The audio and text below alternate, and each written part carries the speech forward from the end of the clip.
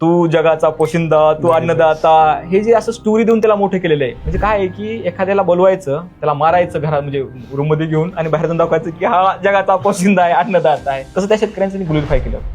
एखाद्या देशाला तुम्हाला जर तपासायचंय तर त्या देशाची माती बघा, म्हणजे मजबूत माती, मजबूत लोक.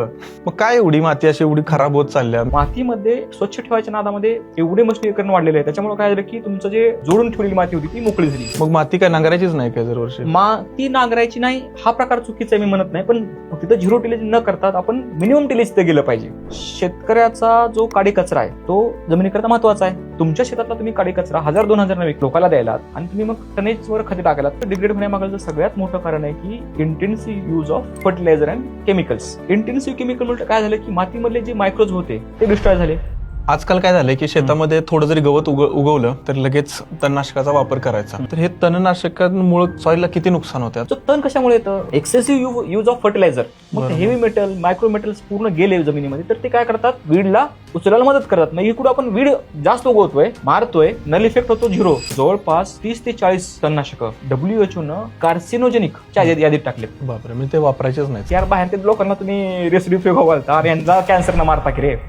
जास्त वापरून जास्त उत्पादन मिळतं, ही जी मानसिकता ही विचित्र आहे. तो शेतकरी मी लिटरली सांगतो 20 वर्ष 30 वर्ष टिकला नाही मार्केटला. 20 तरी कशाला, 5च पकडा. हा, तो टिकलाच नाही. माती हे तुम्हाला जगवते आणि माती तुमचं स्वातंत्र्य आहे. ती जर खराब झाली तुम्हाला भिकच मागू लागते. जर शेतकऱ्याच्या शेतातून माती गेली हातातून, संपला विषय संपला ना. ज्यांना थोडी जरा बुद्धी आहे त्यांनी तरी माती सांभाळून ठेवावी.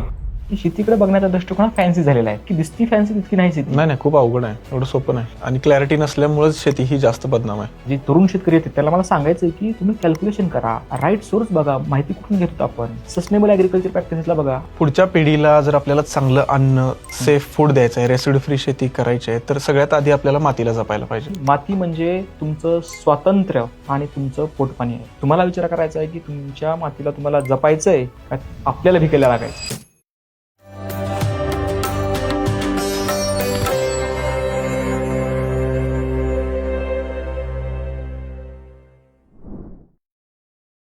मित्रांनो, आजचा विषय फार गंभीर आहे, पण आपले जे गेस्ट आहेत ते पण फार खंबीर आहेत. आजचा विषय गंभीर म्हणजे काय आहे मित्रांनो, की सॉइल हेल्थ आणि प्लांट न्यूट्रिशन हे फार महत्वाचं आहे. आता सॉइल हेल्थ म्हणजे काय आहे? जसं आपली हेल्थ असते, आपण त्याची काळजी घेतो, आपल्या शरीराची आपण टेस्ट करतो, तसं सॉइल पण ही खूप महत्वाची आहे. जर आपण सॉइलची, मातीची जर काळजी घेतली नाही मित्रांनो, तर पुढे जाऊन खूप आपलं नुकसान होणार आहे आणि पुढच्या पिढीला आपण काय देणार आहे हे खूप आपल्याला पडताळायची आता गरज आहे. आणि सॉइल हेल्थ आणि प्लांट न्यूट्रिशन यामध्ये आपला अफाट खर्च होतो आणि सॉइल मधून खूप सारे रोग पण आपल्यापर्यंत आता पोहोचत आहेत. तर या गंभीर विषयावर आपण खूप चर्चा करणार आहे. एकही शब्द तुम्ही मिस करू नका, एकही लाईन. पूर्ण हा मातीवरचा एपिसोड पहा मित्रांनो, आणि सबस्क्राईब केलं नसेल तर सबस्क्राईब नक्की करा. आजचे गेस्ट जे आपल्या सोबत आहेत ते आहेत रवींद्र बोटवेजी. नमस्कार. नमस्कार. गेले 10-15 वर्ष झालं हे सॉइल हेल्थ आणि न्यूट्रिशन वरती काम करत आहेत आणि यांचा युट्यूब चॅनल पण आहे. चॅनलवरून तुम्ही फार चांगली माहिती स्प्रेड करत आहात. तुम्ही गावोगावी फिरत आहात, शेतकऱ्यांना मंदिरामध्ये कट्ट्यावर बसून जिथं गावल तिथं तुम्ही नॉलेज स्प्रेड करताय. खूप चांगलं काम तुम्ही करत आहात. धन्यवाद. मातीवर तुम्ही एवढ्या तळमळीनं म्हणजे काम करताय आणि 200-300 शेतकरी जेव्हा समोर असतात त्यांना तुम्ही एवढे महत्वाची माहिती सांगत असता. माझा पहिला प्रश्न तुम्हाला असा आहे की माती, सॉइल आणि हे जे आता पुढे रोग येत आहे, जसा कॅन्सर आहे, एवढा मोठा रोग आहे, तर याचा काय संबंध आहे? आता नेमकं झालेलं आहे काय की मातीमध्ये बेसिकली काय असतो की एक सेंद्रिय कर्ब नावाचा घटक असतो. तो सेंद्रिय कर्ब काय करतो की जे काही टॉक्सिक मेटल आहेत त्यांना तो बाइंड करतो. तो बाइंड जर झाला तर काय होतो, तो रिलीज अवेलेबल फॉर्म मध्ये झाडांना भेटत नाही. तो असा पकडल्यामुळं ऑर्गॅनिक कार्बनना, तो ऑर्गॅनिक कार्बन आज कमी झालेला आहे मातीमधला. आणि तो कमी झाल्यामुळं कॅडमियम आहे, लीड आहे, आर्सेनिक आहे, हे झाडामध्ये शोषण होत आहे. म्हणजे सर तुम्ही पालक घेतला समजा, जर मातीमध्ये सेंद्रिय कर्ब चांगला आहे तर तो काय करेल, कॅडमियमला लॉक करेल. पण मातीमधला सेंद्रिय कर्ब कमी आहे, एकदमच नाहीच म्हणजे नसल्याच जमा आहे. मग नसल्याच जमामुळे काय होतं की तो मोकळाच आहे ना, कॅडमियम, आर्सेनिक, लीड, आणि मग हा अवेलेबल होत आहे झाडामध्ये, ऑब्झर्वेशन वाढत आहे. झाडामध्ये ऑब्झर्वेशन गेलं, माणसामध्ये आलं, मग माणसामध्ये कॅन्सर, जसं किडनी कॅन्सर आहे. कॅन्सरमध्ये सुद्धा प्रकार आहेत जे प्रत्येकामध्ये, जसं की IRIC जी कमिटी आहे, इंडियन रिसर्च कॅन्सरचं जे मोठं हे आहे, त्यांनी असा अभ्यास केलेला आहे. आणि बाहेर सुद्धा USD मध्ये असा अभ्यास चालू आहे सध्या की याचं कुठेतरी लिंक कनेक्शन आहे. जसं आता कालचाच एक रिपोर्ट आहे की आयोमामध्ये कॉर्न बेल्टमध्ये सगळ्यात जास्त युथमध्ये कॅन्सरचं प्रमाण वाढलं. मग हे कुठं लिंक होतं तर हे मातीमध्ये लिंक होतं. दुसरी गोष्ट काय आहे की मातीचं जर इन्फिल्ट्रेशन म्हणतो आपण त्याला, पाणी झिरपण्याची क्षमता ते नाही, ते कमी होत आहे. कॉम्पॅक्ट माती झाली तर कसं पाणी झिरपल? मध्ये एखादी जर जाड माती झाली, एकदम कडक झाली तर पाणी वाहून जाईल ना. बरोबर. मग त्या पाण्यासोबत तुमचं नायट्रेट आलं. मग नायट्रेट ज्या वेळेस डायरेक्ट आपल्या पोटामध्ये जातो त्यावेळेस तो नायट्रस समाइन्स करतो तयार, आणि तेच मग कॅन्सरला कारणीभूत आहे. म्हणजे इतके सारे पैलू आहेत मातीचे जे की माणसाच्या आरोग्याशी निगडीत आहेत. म्हणूनच रुझवेल्ट म्हणलं होतं ना की एखाद्या देशाला तुम्हाला जर तपासायचंय तर त्या देशाची माती बघा, त्या देशाची माती सांगते. किंवा आपण जर बघायला गेलं तर आपण आता मुळशीमध्ये मी राहतो, तर माती एकदम कोर आहे. पाण्याचा टीडीएस बघायला गेलं तर 10 ते 15 टीडीएस आहे. त्याच्यामुळे टमाटो सुद्धा आम्ही घेतो ना, खातो एकदम महिना काय होत नाही टमाट्याला. मिरची झालं, मग तिथली न्यूट्रिशनची कॅपॅसिटी आहे म्हणून तिथं पैलवान तयार झाले ना. मुळशीचा पॅटर्न बदलला लोकांनी, ते वेगळी गोष्ट आहे. पण पैलवान कुठून येत होते? कोल्हापूर, मुळशी, का? अन्नच तसं आहे. म्हणजे मजबूत माती मजबूत लोक, हे त्याचं लिंक आहे, हे लोकांना समजायला पाहिजे. मग काय एवढी माती अशी एवढी खराब होत चालल्या? मी बघत होतो लहानपणी जेव्हा मी आजोबांसोबत 2001 ला 2 ला बैलगाडीत बसून शेतामध्ये जायचो तेव्हा सुद्धा पाणी असायचं. पण पहिला पाऊस झाला की जमिनीचा वास यायचा किंवा माती हातात असं घेतलं की खाऊ वाटायची. तो प्रकार फक्त आता बांधावरनीच दिसतोय. काय एवढी खराब होत चालल्या माती खराब होण्यामागचं सगळ्यात मोठं कारण मी जसं बघतोय तसं की अजून सुद्धा समाजामध्ये किंवा शेतकऱ्यामध्ये त्या मातीला बघण्याचा जो दृष्टिकोन आहे तो सुद्धा अजून, जसं आता एखादी माती गीता आली तर धूळ येते, पण ते शेतकऱ्याकरता आई आहे, कारण की त्याच्यातून त्याचं पोट भरतंय ना. तर मग बघण्याचा दृष्टिकोन जो आहे लोकांचा तो अजून सुद्धा वैज्ञानिक नाही मातीकडं. आता ते का होत आहे ह्याच्या मागचे 3 सगळ्यात मोठे कारण आहेत. पहिलं कारण आहे की डस्ट रिव्होल्युशन जे अमेरिकेमध्ये आलं होतं, म्हणजे डस्ट जे आलं होतं पूर्ण, त्याच्यामुळे अमेरिका पूर्ण बर्बाद झाली होती. त्याचं कारण काय होतं की फ्लोईंग. काय झालेलं आहे की आज पर्टिक्युलर इंडस्ट्रीचं नाव घेत नाही मी, पण मशिनरीचं, ट्रॅक्टरचं जसं प्रमाण वाढलं तसं मातीला लोकांनी जास्त मऊ करायचं कॉम्पॅक्ट लेअर. अजून सुद्धा लोकांच्या मनात ते माइंडसेट मला कळत नाही. आता हे निर्मळ इथं, बरोबर आहे का? शेती निर्मळ असली पाहिजे म्हणते. आता निर्मळ म्हणजे काय तर एकदम साफ. लोकांची ही साफ जी मानसिकता लागलेली आहे की सारखं स्वच्छ पाहिजे. ते जो रोग लागलाय ते रोग कॉर्पोरेटचा रोग आहे नियमाने बघायला गेलं. तिथं त्यांना डेकोरम मेंटेन ठेवावं लागतो, तिथं स्वच्छता लागते. मातीमध्ये स्वच्छ ठेवायच्या नादामध्ये एवढे मशिनीकरण वाढलेले आहे, त्याच्यामुळे काय झालं की तुमचं जे ऍग्रिगेट होतं, म्हणजे जे जोडून ठेवलेली माती होती ती मोकळी झाली. बरोबर. सगळ्यात पहिलं कारण तिथून पहिल्यांदा एक पहिला पॉईंट तिथं आला की माती तुमची मोकळी झाली. मग माती काय नांगरायचीच नाही काय दरवर्षी? माती नांगरायची नाही हा प्रकार चुकीचा आहे मी म्हणत नाही, पण कंटिन्युअस नांगर, इंटेन्सिव्ह ऍग्रिकल्चर जे आहे, जास्त तुम्ही आता 3-3 महिन्याला नांगरायचं हे चुकीचं आहे. आता उदाहरणार्थ काही लोक काय म्हणतात की आम्ही झिरो टिलेज करावं का? ज्यावेळेस मी फील्डवर रिसर्च करतो बघतो, झिरो टिलेज कुठं पॉसिबल आहे? जिथं हा मातीचा जो लेअर आहे तो एकदम ड्राय, म्हणजे आपण त्याला काय म्हणतो की माती ही हलकी आहे, मुरमाड आहे, थोडी जरा मीडियम लेवलची, medium to light to medium soil आहे. सोप्या भाषेत म्हणायचं मुरमाड जे डोंगरावरली माती आहे आणि हे. पण ते जर यवतमाळमध्ये गेलात, लातूरमध्ये गेलात, एकदम ब्लॅक सॉइल आहे आणि खोली जर बघायला गेली तर 10-20 फूट जमिनीमध्ये काळी खोली. मग तिथं झिरो टिलेज का पॉसिबल होणार नाही?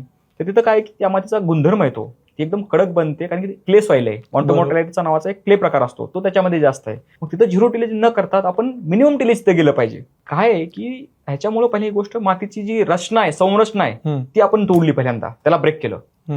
तिथून सुरुवात झाली, पहिला स्टेप तिथं क्रॉस झाली. दुसरी स्टेप कुठं क्रॉस झाली की आता मी अनेक ज्यावेळेस मोठे मोठे शेतकरी बघतोय, किंवा मोठे शेतकरी म्हणजे इन द सेन्स म्हणतो की जे फार्म हाऊस आहेत किंवा त्यांच्या 50 एकर 60 एकर लँड आहेत, मग त्या शेतकऱ्याकडे बघतो तेव्हा त्यांचं काय असतं की त्यांचं पहिल्यांदा 4 वर्ष 5 वर्ष ते एकदम इन्कम चांगलं घेतात. फार्म हाऊस मध्ये काय की प्लांटेशनचं इल्ड घेत गेले 4 वर्ष 5 वर्ष, पण आंबे त्यांनी खाऊन कुठे घेऊन गेले?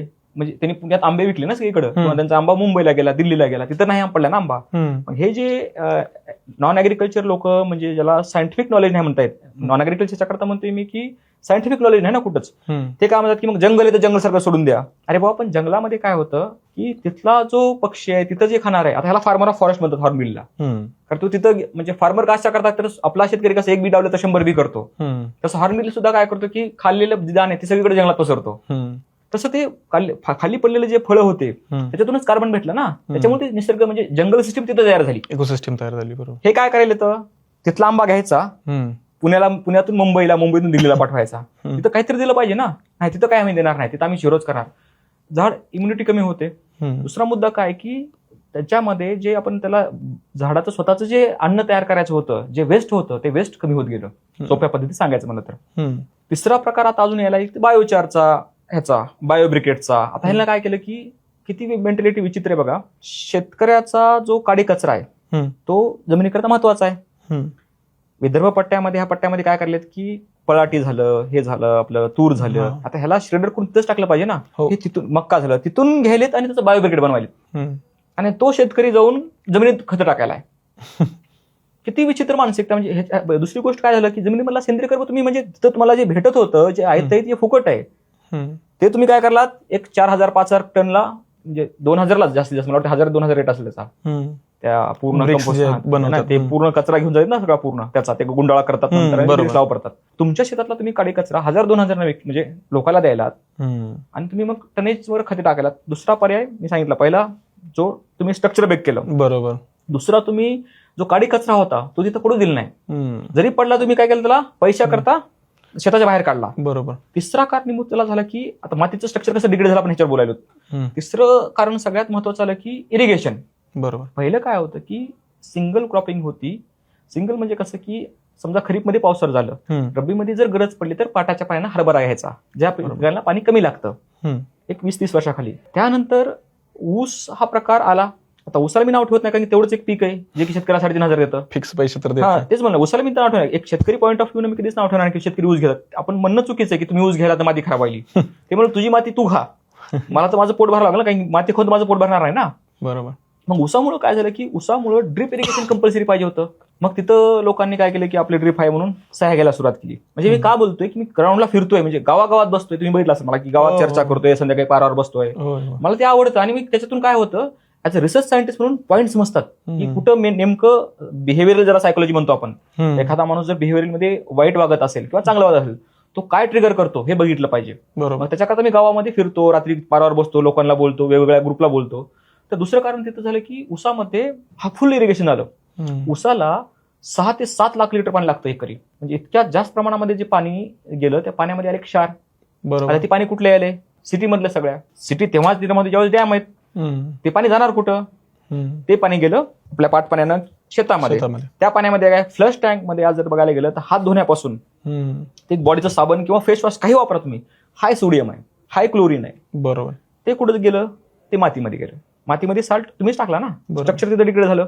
चौथी गोष्ट डिग्रेड होण्यामागचं सगळ्यात मोठं कारण आहे की intensive use of fertiliser and chemicals.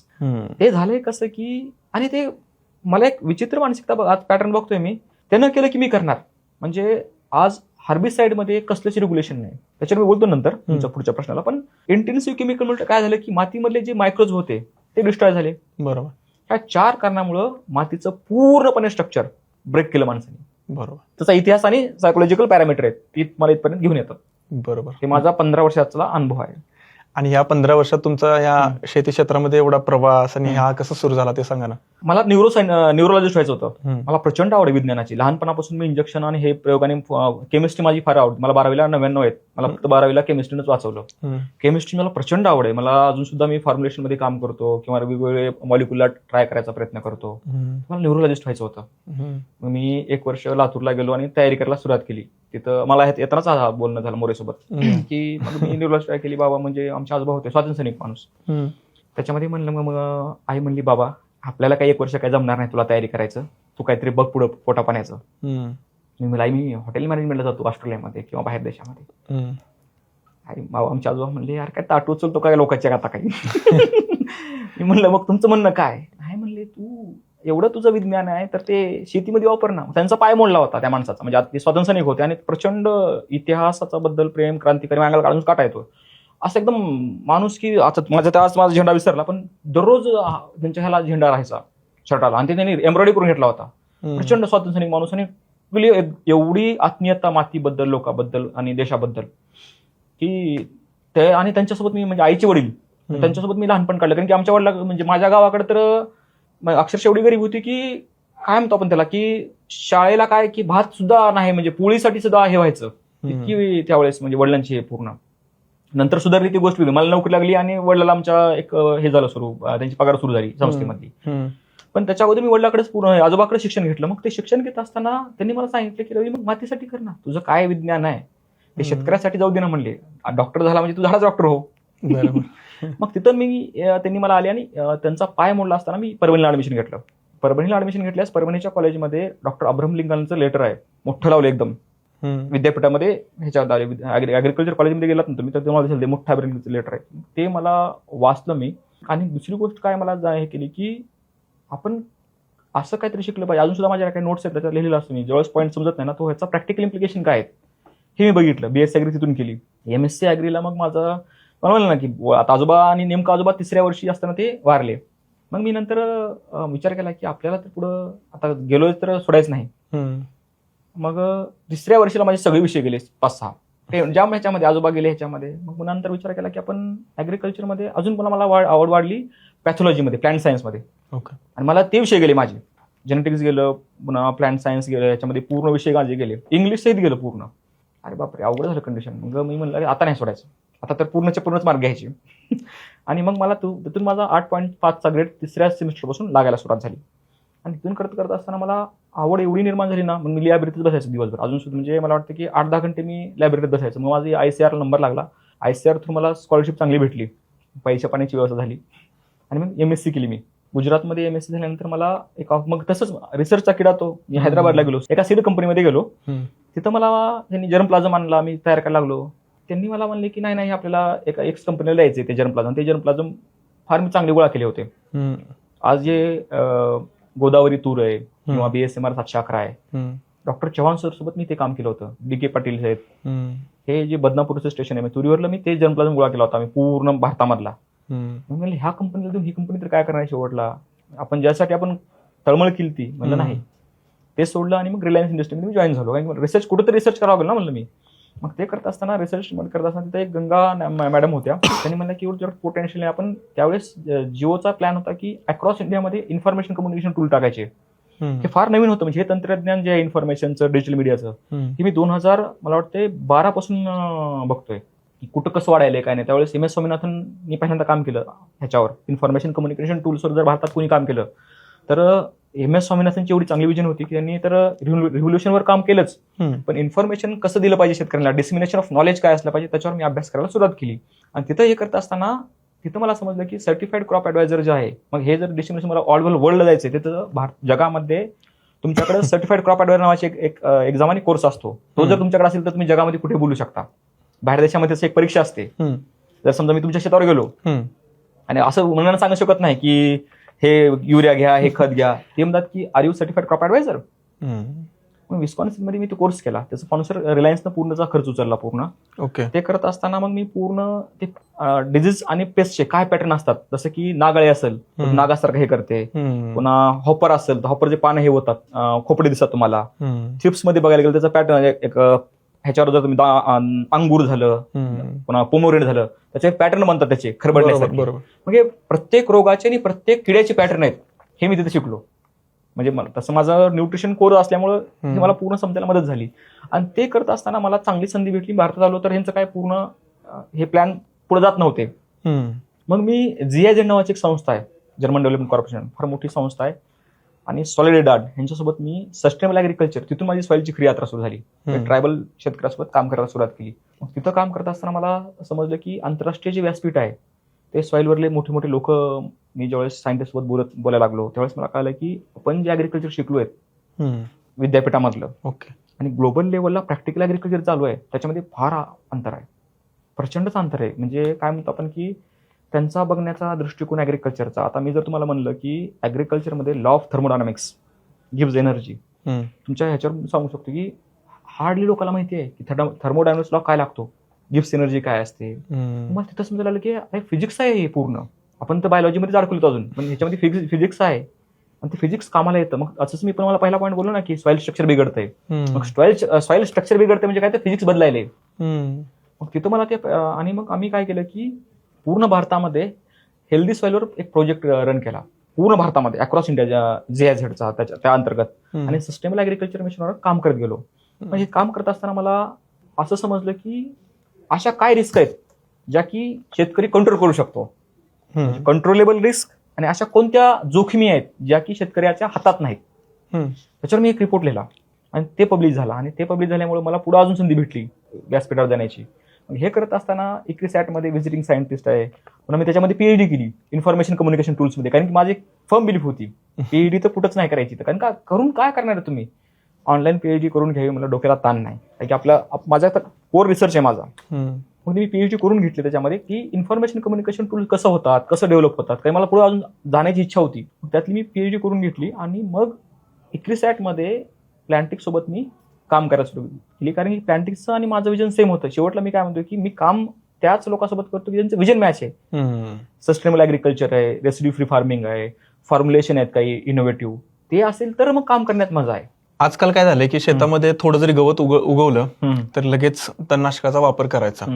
आणि तणनाशकाचा एवढा भयंकर वापर होत चाललाय, मी बघतोय की त्यानं वातावरण हे खराब होत चाललंय आसपास. आता आमच्या इथं 2,4-Dचा वापर खूप केला जातोय, त्यामुळे आमच्या भागात म्हणजे खानापूर तालुका आमचा, आणि तिथं आसपास काय झालं की 2,4-D ऊसामध्ये खूप वापरलं जातं. आणि त्या दूषित वातावरणामुळे आम्हाला मिरची पिकवायला जमणं झालं. आता आमच्यातले माणसं काय तिथं सोडून दुसरीकडे जात आहेत, भाड्यानं लीजवर जमीन घेऊन तिकडे करतात. तर हे तणनाशकांमुळे सॉईलला किती नुकसान होते. आता पिकांना तर वरून दिसायला लागले, माणसांना वरचं सगळं दिसते, खाली किती नुकसान होते हे तुम्ही सांगा ना. म्हणजे कमीत कमी सांगतो मला काय. आता ह्याच्यामध्ये तणनाशकामध्ये काय आहे की 2,4-D झालं, नंतर 2,4-D तरी ऍटलिस्ट कसे 2-3 वर्ष डिग्रेड होतं. आणि पॅराकॉट डायक्लोराइड आहे, त्याला पॅराकॉटला 90 देशांनी बंदी घातली, 91 देशांनी बंदी घातली. त्याला वापरू नका, खराब आहे. आपल्याकडे त्याचा वापर चालू आहे. अहो ते कशाला, गल्ली बोळात क्रिकेट जर पोराला खेळायचं असेल ना, जा रे ती पुढे आणमध्ये आणि फवार. बरोबर. म्हणजे इतकी विचित्र मानसिकता झाली की आपण काय फवारलो. बरं, शेतकऱ्याचं काय म्हणणं असतं की आम्हाला तण मारायचं आहे. तण कशामुळे येतं, रूट कॉज ऑफ अनालिसिस म्हणून तुम्ही की मुळावर. मला ज्यावेळेस प्रश्न येतोय, एखादा शेतकरी फोन करतोय, सर मग आंब्यावर रोग पडलाय, औषध सांग. मी औषध जर तुला पाहिजे असेल तर डॉक्टर गिरीन त्यासाठी द्यायला मला नाही. रूट कॉज काय मला बघू दे पहिल्यांदा. नाही मला फोनवर सांगा. मी म्हणलो तू फोनवर ऐक आणि जा तिकडं. तुला दुसरे भरपूर दुकानदार आहेत, अनेक सल्लागार आहेत मार्केटमध्ये, तुला सांगतात पटकन काय औषध फवारायचं ते. रूट कॉज काय की एक्सेसिव्ह यूज ऑफ फर्टिलायझर, कोणता, नायट्रोजन. बरोबर. आणि विशेष म्हणजे हेवी मेटल्स. आता हेवी मेटल्स कुठून आले, ज्यावेळेस तुम्ही एखाद्या खताची बॅग घेता 50 किलोची, 50 किलो मध्ये 10-26 आहे. 10-26 मध्ये 50 किलो आहे का 10%? पूर्ण काय असतं, हेवी मेटल आहेत ना.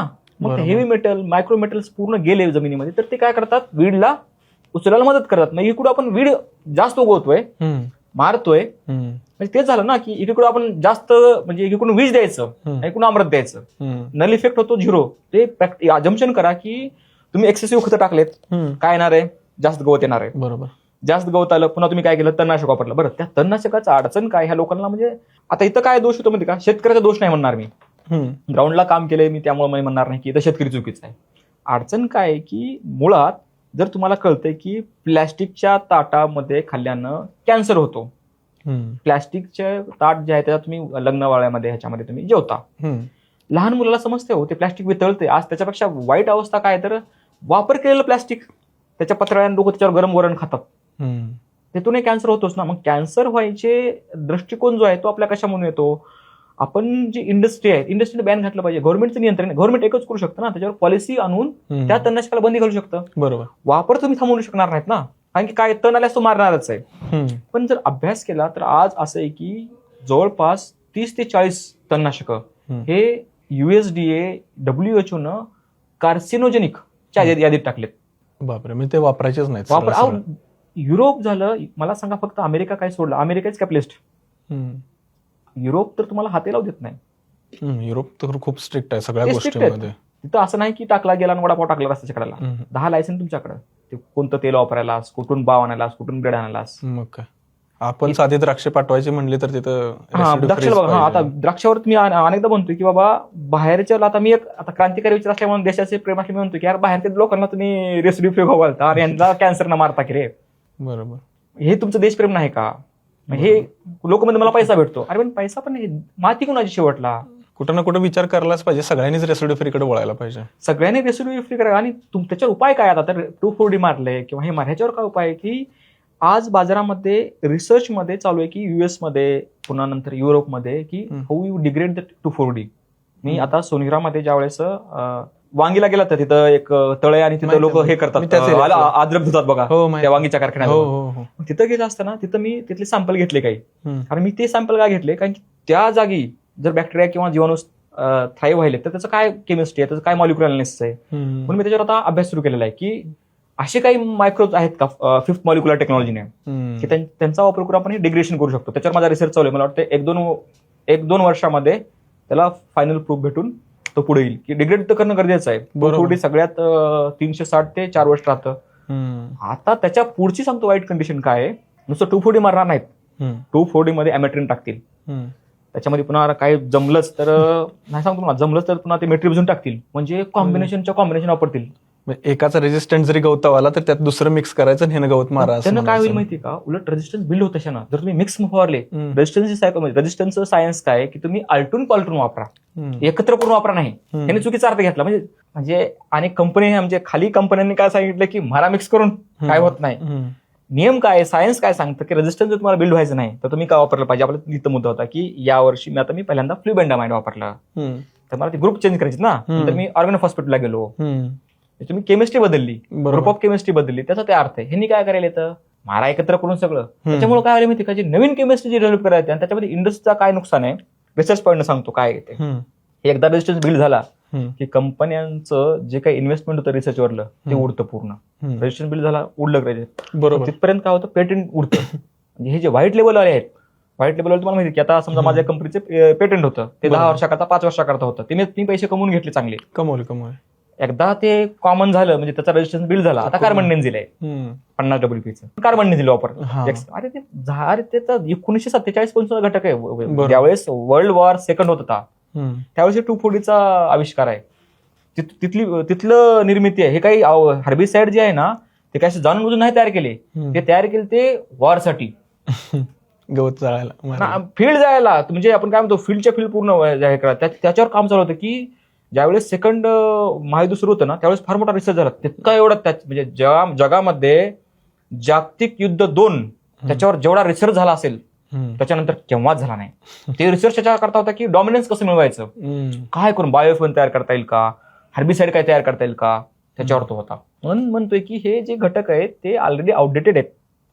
आणि हे कंपन्या काय करतात मग की जोपर्यंत रिसर्च आहे तोपर्यंत पैसा छापून घ्यायचा, नंतर झाली की मग व्हाईट लेबल करून टाकायचं. व्हाईट लेबल झालं ना मग ह्याला म्हणजे मग ते सगळा मार्जिनचा गेम, व्हॉल्यूमचा गेम. तुझं 10 रुपयाला आहे का, माझं 5 रुपयाला आहे का, तुझं 2 रुपयाला आहे का, मग हे सगळे ट्रेडिंग धंदा आला पूर्ण. आणि मग त्या व्हाईट लेबलमध्ये काय अडचण होती, आपलं होतं कॅन्सरवर बोलणं, आरोग्यावर बोलणं. मग त्या व्हाईट लेबलच्या नादात काय होतं की लोक एक्सेसिव्ह वापर करतात. बरोबर. म्हणजे जे डंप केमिकल आहे, जे मातीसाठी खराब आहे, जे निसर्गासाठी खराब आहे, जे माणसासाठी खराब आहे, त्याचा तुम्ही कचरा टाकता. बरं त्याचा फायदा भेटत नाही काही. समाधानासाठी शेती चालू आहे. म्हणजे 90% मी बघतोय की 10% जाणकार शेतकरी आहे फील्डवर. ज्यावेळेस मी बघतोय की त्याला कळतं की काय वापरलं पाहिजे, आता काय केमिस्ट्री बदलली पाहिजे. 90% जनता फक्त फॉलो करते. फॉलो काय करते, त्यानं काय, बरं मी ते म्हणत नाही की त्यानं काय वापरले, बरं वापरा तुम्ही त्यानं काय वापरले बाबा, पण तुम्ही बघा ना ते ट्रेंड तर बघा. अरे आज तुम्ही म्हणजे मला एक वाईट वाटतं म्हणजे खरं सांगायला काय. आणि मी सोशल मीडिया किंवा तुमच्या प्लॅटफॉर्म सांगतो की जर आज 50 वर्ष झालं आपण कार्बन नेझिल वापरतो, प्रोफेनोफॉस वापरतो, तरी तुम्हाला विचारायची गरज पडते आता काय फवारा घेऊ. होय. म्हणजे किती शोकांतिक आहे. म्हणजे एखाद्या माणसाला पॅरास्टामोल, आता लहान लेकराला सुद्धा माहित झाले आता घरी की ताप आल्यास पॅरास्टामोल घ्यायची, पण आमचा शेतकरी अजून सुद्धा विचारतोय की काय घ्यायचं. लिटरली हे आहे की आज तुम्ही माझ्या संकर्षणला जर कळालं की मला वाटतं 7 वर्षाचा असेल, डोकं दुखायले, बाबा पॅरास्टामोल आणू का म्हणते पटकन, म्हणजे तिथपर्यंत डॉक्टर झाले तर ते वाईट आहे. बरोबर. तो डॉक्टर व्हावा लहानपणी माझी इच्छा नाही, किंवा शेतकऱ्यांनी कुणीच डॉक्टर होणे असं माझं म्हणणं नाही. पण तुम्ही वापरायलाच कोणते घटक जे 1950 पासून आणि त्याचं तुम्ही डंप करायला. मग ओव्हरऑल मला तुम्ही सांगा, शेतीमध्ये तणनाशक वापरायचं का नाही, केमिकल वापरायचं का नाही, ह्याचं लिमिट आहे का? ह्याचं लिमिट आहे ना, हे सोडून देऊ शकत नाहीत आपण. ह्याचा पण मी काय म्हणतोय की एखादी गोष्ट आहे, समजा आता साखर आहे, साखर आपण चवीलाच घेतो. युरिया आहे, मी युरिया काय म्हणतो की युरिया अमृत आहे, थोडं वापरलं किक भेटेल, एक ग्रोथ होईल झाडाची. पण जास्त वापरून जास्त उत्पादन मिळतं, ही जी मानसिकता ही विचित्र आहे. आणि याच्यामध्ये मी सांगत नाही, मी ज्यावेळेस पूर्ण भारत फिरतो त्यावेळेस मला असं दिसतं की ज्याची मानसिकता जास्त वापरायची आहे आणि जास्त उत्पन्न काढायची आहे तो शेतकरी, मी लिटरली सांगतो, 20 वर्ष 30 वर्ष टिकला नाही मार्केटला. त्यानं इनिशियल थार घेऊन फिरला असेल, फॉर्च्युनर घेऊन फिरला असेल, पण मी लिटरली 20 तरी कशाला 5च पकडा. हा, तो टिकलाच नाही. तो इनिशियल घेईल, टमाटर काढलं, सिमला काढेल, पार ही जाईल, त्याच्या हातामध्ये शेती येत नाही नंतर. एकदा जर मी मातीबद्दल जर एक वाक्य बोलायचं मला, ते मी म्हणलं की माती हे तुम्हाला जगवते आणि माती तुमचं स्वातंत्र्य आहे. स्वातंत्र्य कशामुळे माहिती, जगवते कशामुळे माहिती का, तिथून अन्न तयार होतं. आणि फ्रीडम कशामुळे, स्वातंत्र्य कशामुळे माहिती का, ती जर खराब झाली तुम्हाला भीकच मागावं लागते. दुसरा पर्याय सांगा काय. जर शेतकऱ्याच्या शेतातून माती गेली हातातून, संपला विषय संपला ना. सगळं सिस्टमच थांबणार, सगळं तिथूनच स्टार्ट. आणि सिस्टम नाही, सिस्टम नाही थांबणार का संतोष? सिस्टम बिलकुल थांबत नाही. अन्नच तयार झालं नाही, खाणार काय पुढे. किड्या चालू आहे सध्या. तुमच्यामध्ये सांगतो की मी युरोपमध्ये आज लॅब ग्रोन किडे तयार चालू आहेत. जितकं नासा मार्सवर जाण्यासाठी जे मिशन केलं ते अक्षरशः विष्टेपासून त्यांनी पोटॅटो तयार केला. आपल्या विष्टेमधून पोटॅटो कसं ग्रो होईल ते त्यांनी तिथं अभ्यास केला. त्याच्यानंतर त्यांनी अभ्यास केला की त्यांना माहिती बघा, दुनियामध्ये आमच्यासारखे जे येडे लोक आहेत ते थांबले नाहीत. त्यांचा प्रयोग चालू असतोय की आम्हाला माहित असते ना की आता काय होणार आहे पुढं, ह्यांची माती तर निघून जाईल हे मला कळालं. पुढे काय विचार झाला की आता इन्सेक्टवर काय काम करता येईल का, इन्सेक्टला कसं बायोमास मध्ये बनवता येईल, एका लॅब मध्ये मी कसं प्रोटीन बनवू. किडे खायचं काय, किडेच खावं लागेल, किडेच खावं लागतील. मार्क माय वर्ड, मी उद्या राहील ना राहील. मला वाटते 2050 नंतर किडे खायची शेती, ती शेती शेतात नाही पिकणार. It is control by huge big player. Okay. Genetic modification कसं करणार तुम्ही? आज तुमचं बीटी आहे, आज तुमचं मेज आहे, की आहे ना माझ्याकडं, मी जर त्याला चावी फिरवली तरच तुम्ही उगू शकता. असं नाही किंवा संतोषने आज मक्का कॉटन बीटी कॉटन पेरेल पण लगेच जाऊन वापरलंय, नाही की माझ्याकडे आहे. त्याच्यामुळे येणाऱ्या काळातलं जर तो रिव्होल्युशन असेल फूड मधलं ते किड्याचं असेल. शेती तर हेच आहे, पण ते स्वातंत्र्य कशामुळे म्हणलं की ज्यांना थोडी जरा बुद्धी आहे त्यांनी तरी माती सांभाळून ठेवावी. बरं, माती सांभाळायसाठी मला सांगा, मातीची काय सिस्टम असते आणि त्याला कशी सांभाळली पाहिजे? मातीची फार सोपी सिस्टीम आहे जर बघायला गेलं तर. पहिली सिस्टीम काय माहिती का, माती जी आहे ती फार बफर आहे. बफर म्हणजे काय म्हणतो, फार ताकदवार आहे. तिला तुम्ही किती जरी धक्के मारले तर ती आपल्या रबरासारखी आहे, जागेवर येते. सगळ्यात चांगली गोष्ट बरं त्याची मातीमध्ये, म्हणजे मी जेवढं मातीमध्ये काम केलंय तेवढं तिचं प्लॅस्टिसिटी आहे त्याकडे, म्हणजे बफर कॅपॅसिटी जास्त. बफर म्हणजे काय म्हणतो की एखाद्या आघाताला शोषण्याची तयारी त्याच्यात जास्त आहे. मग पहिलं तुम्हाला काय करायचंय की इनिशियल मी म्हणतो की तुम्ही रूट म्हणजे ज्याला म्हणतो आपण की रिसोर्सेस जे आहेत त्याच्या मॅपिंग करा. मी जे काही टाकत आहे ते खरंच मातीसाठी गरजेचं आहे का. दुसरी गोष्ट आहे, मातीला जर तुम्हाला डेव्हलप करायचं तर माझी पीक पद्धती काय आहे, माझ्या पीक पद्धती आणि माझा मातीचा रिपोर्ट, सॉइल टेस्ट करा पहिल्यांदा. वारंवार सांगतोय मी, सॉइल टेस्ट करा, कारण की पीएच ईसी बघून. तुम्हाला काय वाटतं किती माणसं, किती शेतकरी आपले भारतातले सॉइल टेस्ट करत असतील? सॉइल टेस्ट का करत नाही बघायची मी सायकोलॉजी सांगतो. आता मी फिरलोय ना मी सॉइल, आता मी ज्यावेळेस एवढं तडमळून मी सांगतो सॉइल टेस्ट करा. शेतकरी का करत नाही? शेतकऱ्यांचं म्हणणं असतं सर माती परीक्षण केलं सगळ्यांची रिपोर्ट गावात सेम आले. होते तसंच काय, प्रत्येकाला टार्गेट द्या, मोठेपणा दाखवायचा आहे की मी आज ह्या गावामध्ये 5,000 सॅम्पल टेस्ट केले. ते मोठेपणाच्या नावामध्ये आणि त्याला एक वेगळं चित्र देण्याच्या नादामध्ये सगळ्यांची रिपोर्ट कॉपी पेस्ट आहेत. त्याला माहित, त्याला काय वाटते, संतोषचा रिपोर्ट सारखा आहे, मोरेचा रिपोर्ट सारखा आहे, माझा सारखाच आहे, काय सगळ्यांची माती तर शेवटला सारखी दिसेल, रिपोर्ट करून काय होणार. बरोबर, ती सायकोलॉजी ट्रिगर झाली. त्यामुळे शेतकऱ्यांनी माती परीक्षणावरला भरोसा शेतकऱ्यांचा उठला. ठराविक टाइम आधी अगोदर उठला ना, काही कचरा केला त्याचा, विश्वास दिला नाही ना. दुसरी गोष्ट काय आहे शेतकऱ्यांना की टाइम विंडो जो आहे माती परीक्षणाचा तो फार कमी आहे. पण माझं त्यांच्याकडून तुमच्या प्लॅटफॉर्म सांगायला आवडेल, तुम्ही ईसी, पीएच आणि सेंद्रिय गर्भ केव्हाही करू शकता. असं काही नाही त्याला की असं हे काय. आणि दुसरी गोष्ट आणि म्हणजे मिथ सायन्स, शिरो सायन्स काहीतरी लोकांच्या डोक्यात टाकायचं की नाही एवढ्याच ह्याला केलं पाहिजे. तुम्ही चेंज व्हा ना, काळ बदलायला विंडो किती भेटेल. 6 महिने पाऊस चालू आहे, आज मे पासून पाऊस चालू आहे या वर्षी तर तुम्ही केव्हा करणार आहेत माती परीक्षण? बरोबर, मग तुम्हाला ते आलं पाहिजे. तिसरी गोष्ट माती परीक्षण करून तुमचं सोल्युशन सांगतोय की काय बदलायला पाहिजे. माती परीक्षण करा, काय लागतं काय नाही ते तुम्हाला समजून जाईल. बरोबर. चौथी गोष्ट आहे, माती परीक्षण झाल्यानंतर आता मला काय करायचंय की माझे इरिगेशन सोर्सेस काय आहेत. जर माझ्याकडे ट्यूबवेल आहे जे की 400-500 फुटावर आहे खाली, तर त्यात हार्ड वॉटर आहे, खाली जमिनीतून जे आपण पाणी काढणार हार्ड वॉटर, कारण की ते कॅल्शियम आणि मॅग्नेशियमचं हार्ड वॉटर आहे. त्याचा टीडीएस जास्त असल्यामुळं मला मल्चिंग जे आहे, बायो मल्चिंग मला जावं लागेल. एव्हापर्यंत आपण नुसतं प्लास्टिक मल्चिंग टाकून काय होणार नाही, कारण प्लास्टिक मल्चिंग काय तात्पुरतं काम करायला त्यानं. बायो मल्चिंग काय करतं की एकतर तुमचं जे साल्ट लेवल आहे ते वातावरणामध्ये जाणार नाही, कारण की जितकं पाणी वाफून जाईल तितकं तुमच्या जमिनीत क्षार वाढेल. बेसिक कन्सेप्ट आहे. प्लास्टिकनं काय होईल, फक्त तिथले थांबलंय. ज्यावेळेस मी बायो मल्चिंग वापरताल त्यावेळेस जे तिथे ऍसिडिकनेस तयार होणार आहे ते त्याला न्यूट्रलाइज करेल. झाडा ज्यावेळेस पान जे आहे झाडाचं त्यावेळेस ज्यावेळेस डिकम्पोज होतं त्यावेळेस ते ऍसिड तयार करतं ना पूर्ण. बरोबर. त्याच्यामुळे मग काय होईल की मातीमधले जे क्षार आहेत ते थोडे न्यूट्रलाइज व्हायला मदत होईल बायो मल्चिंगमुळे. बरोबर. चौथी गोष्ट आहे की तुम्हाला इरिगेशन मध्ये सॉइलच्या ड्रेनेज मध्ये काम करणं गरजेचं आहे, त्याची लेवलिंग करणं गरजेचं आहे. रिसोर्स मॅपिंग पहिल्यांदा म्हणजे मला म्हणतो की पूर्ण रूट जे आहे त्याचं ते आपल्याला सांभाळणं गरजेचं आहे.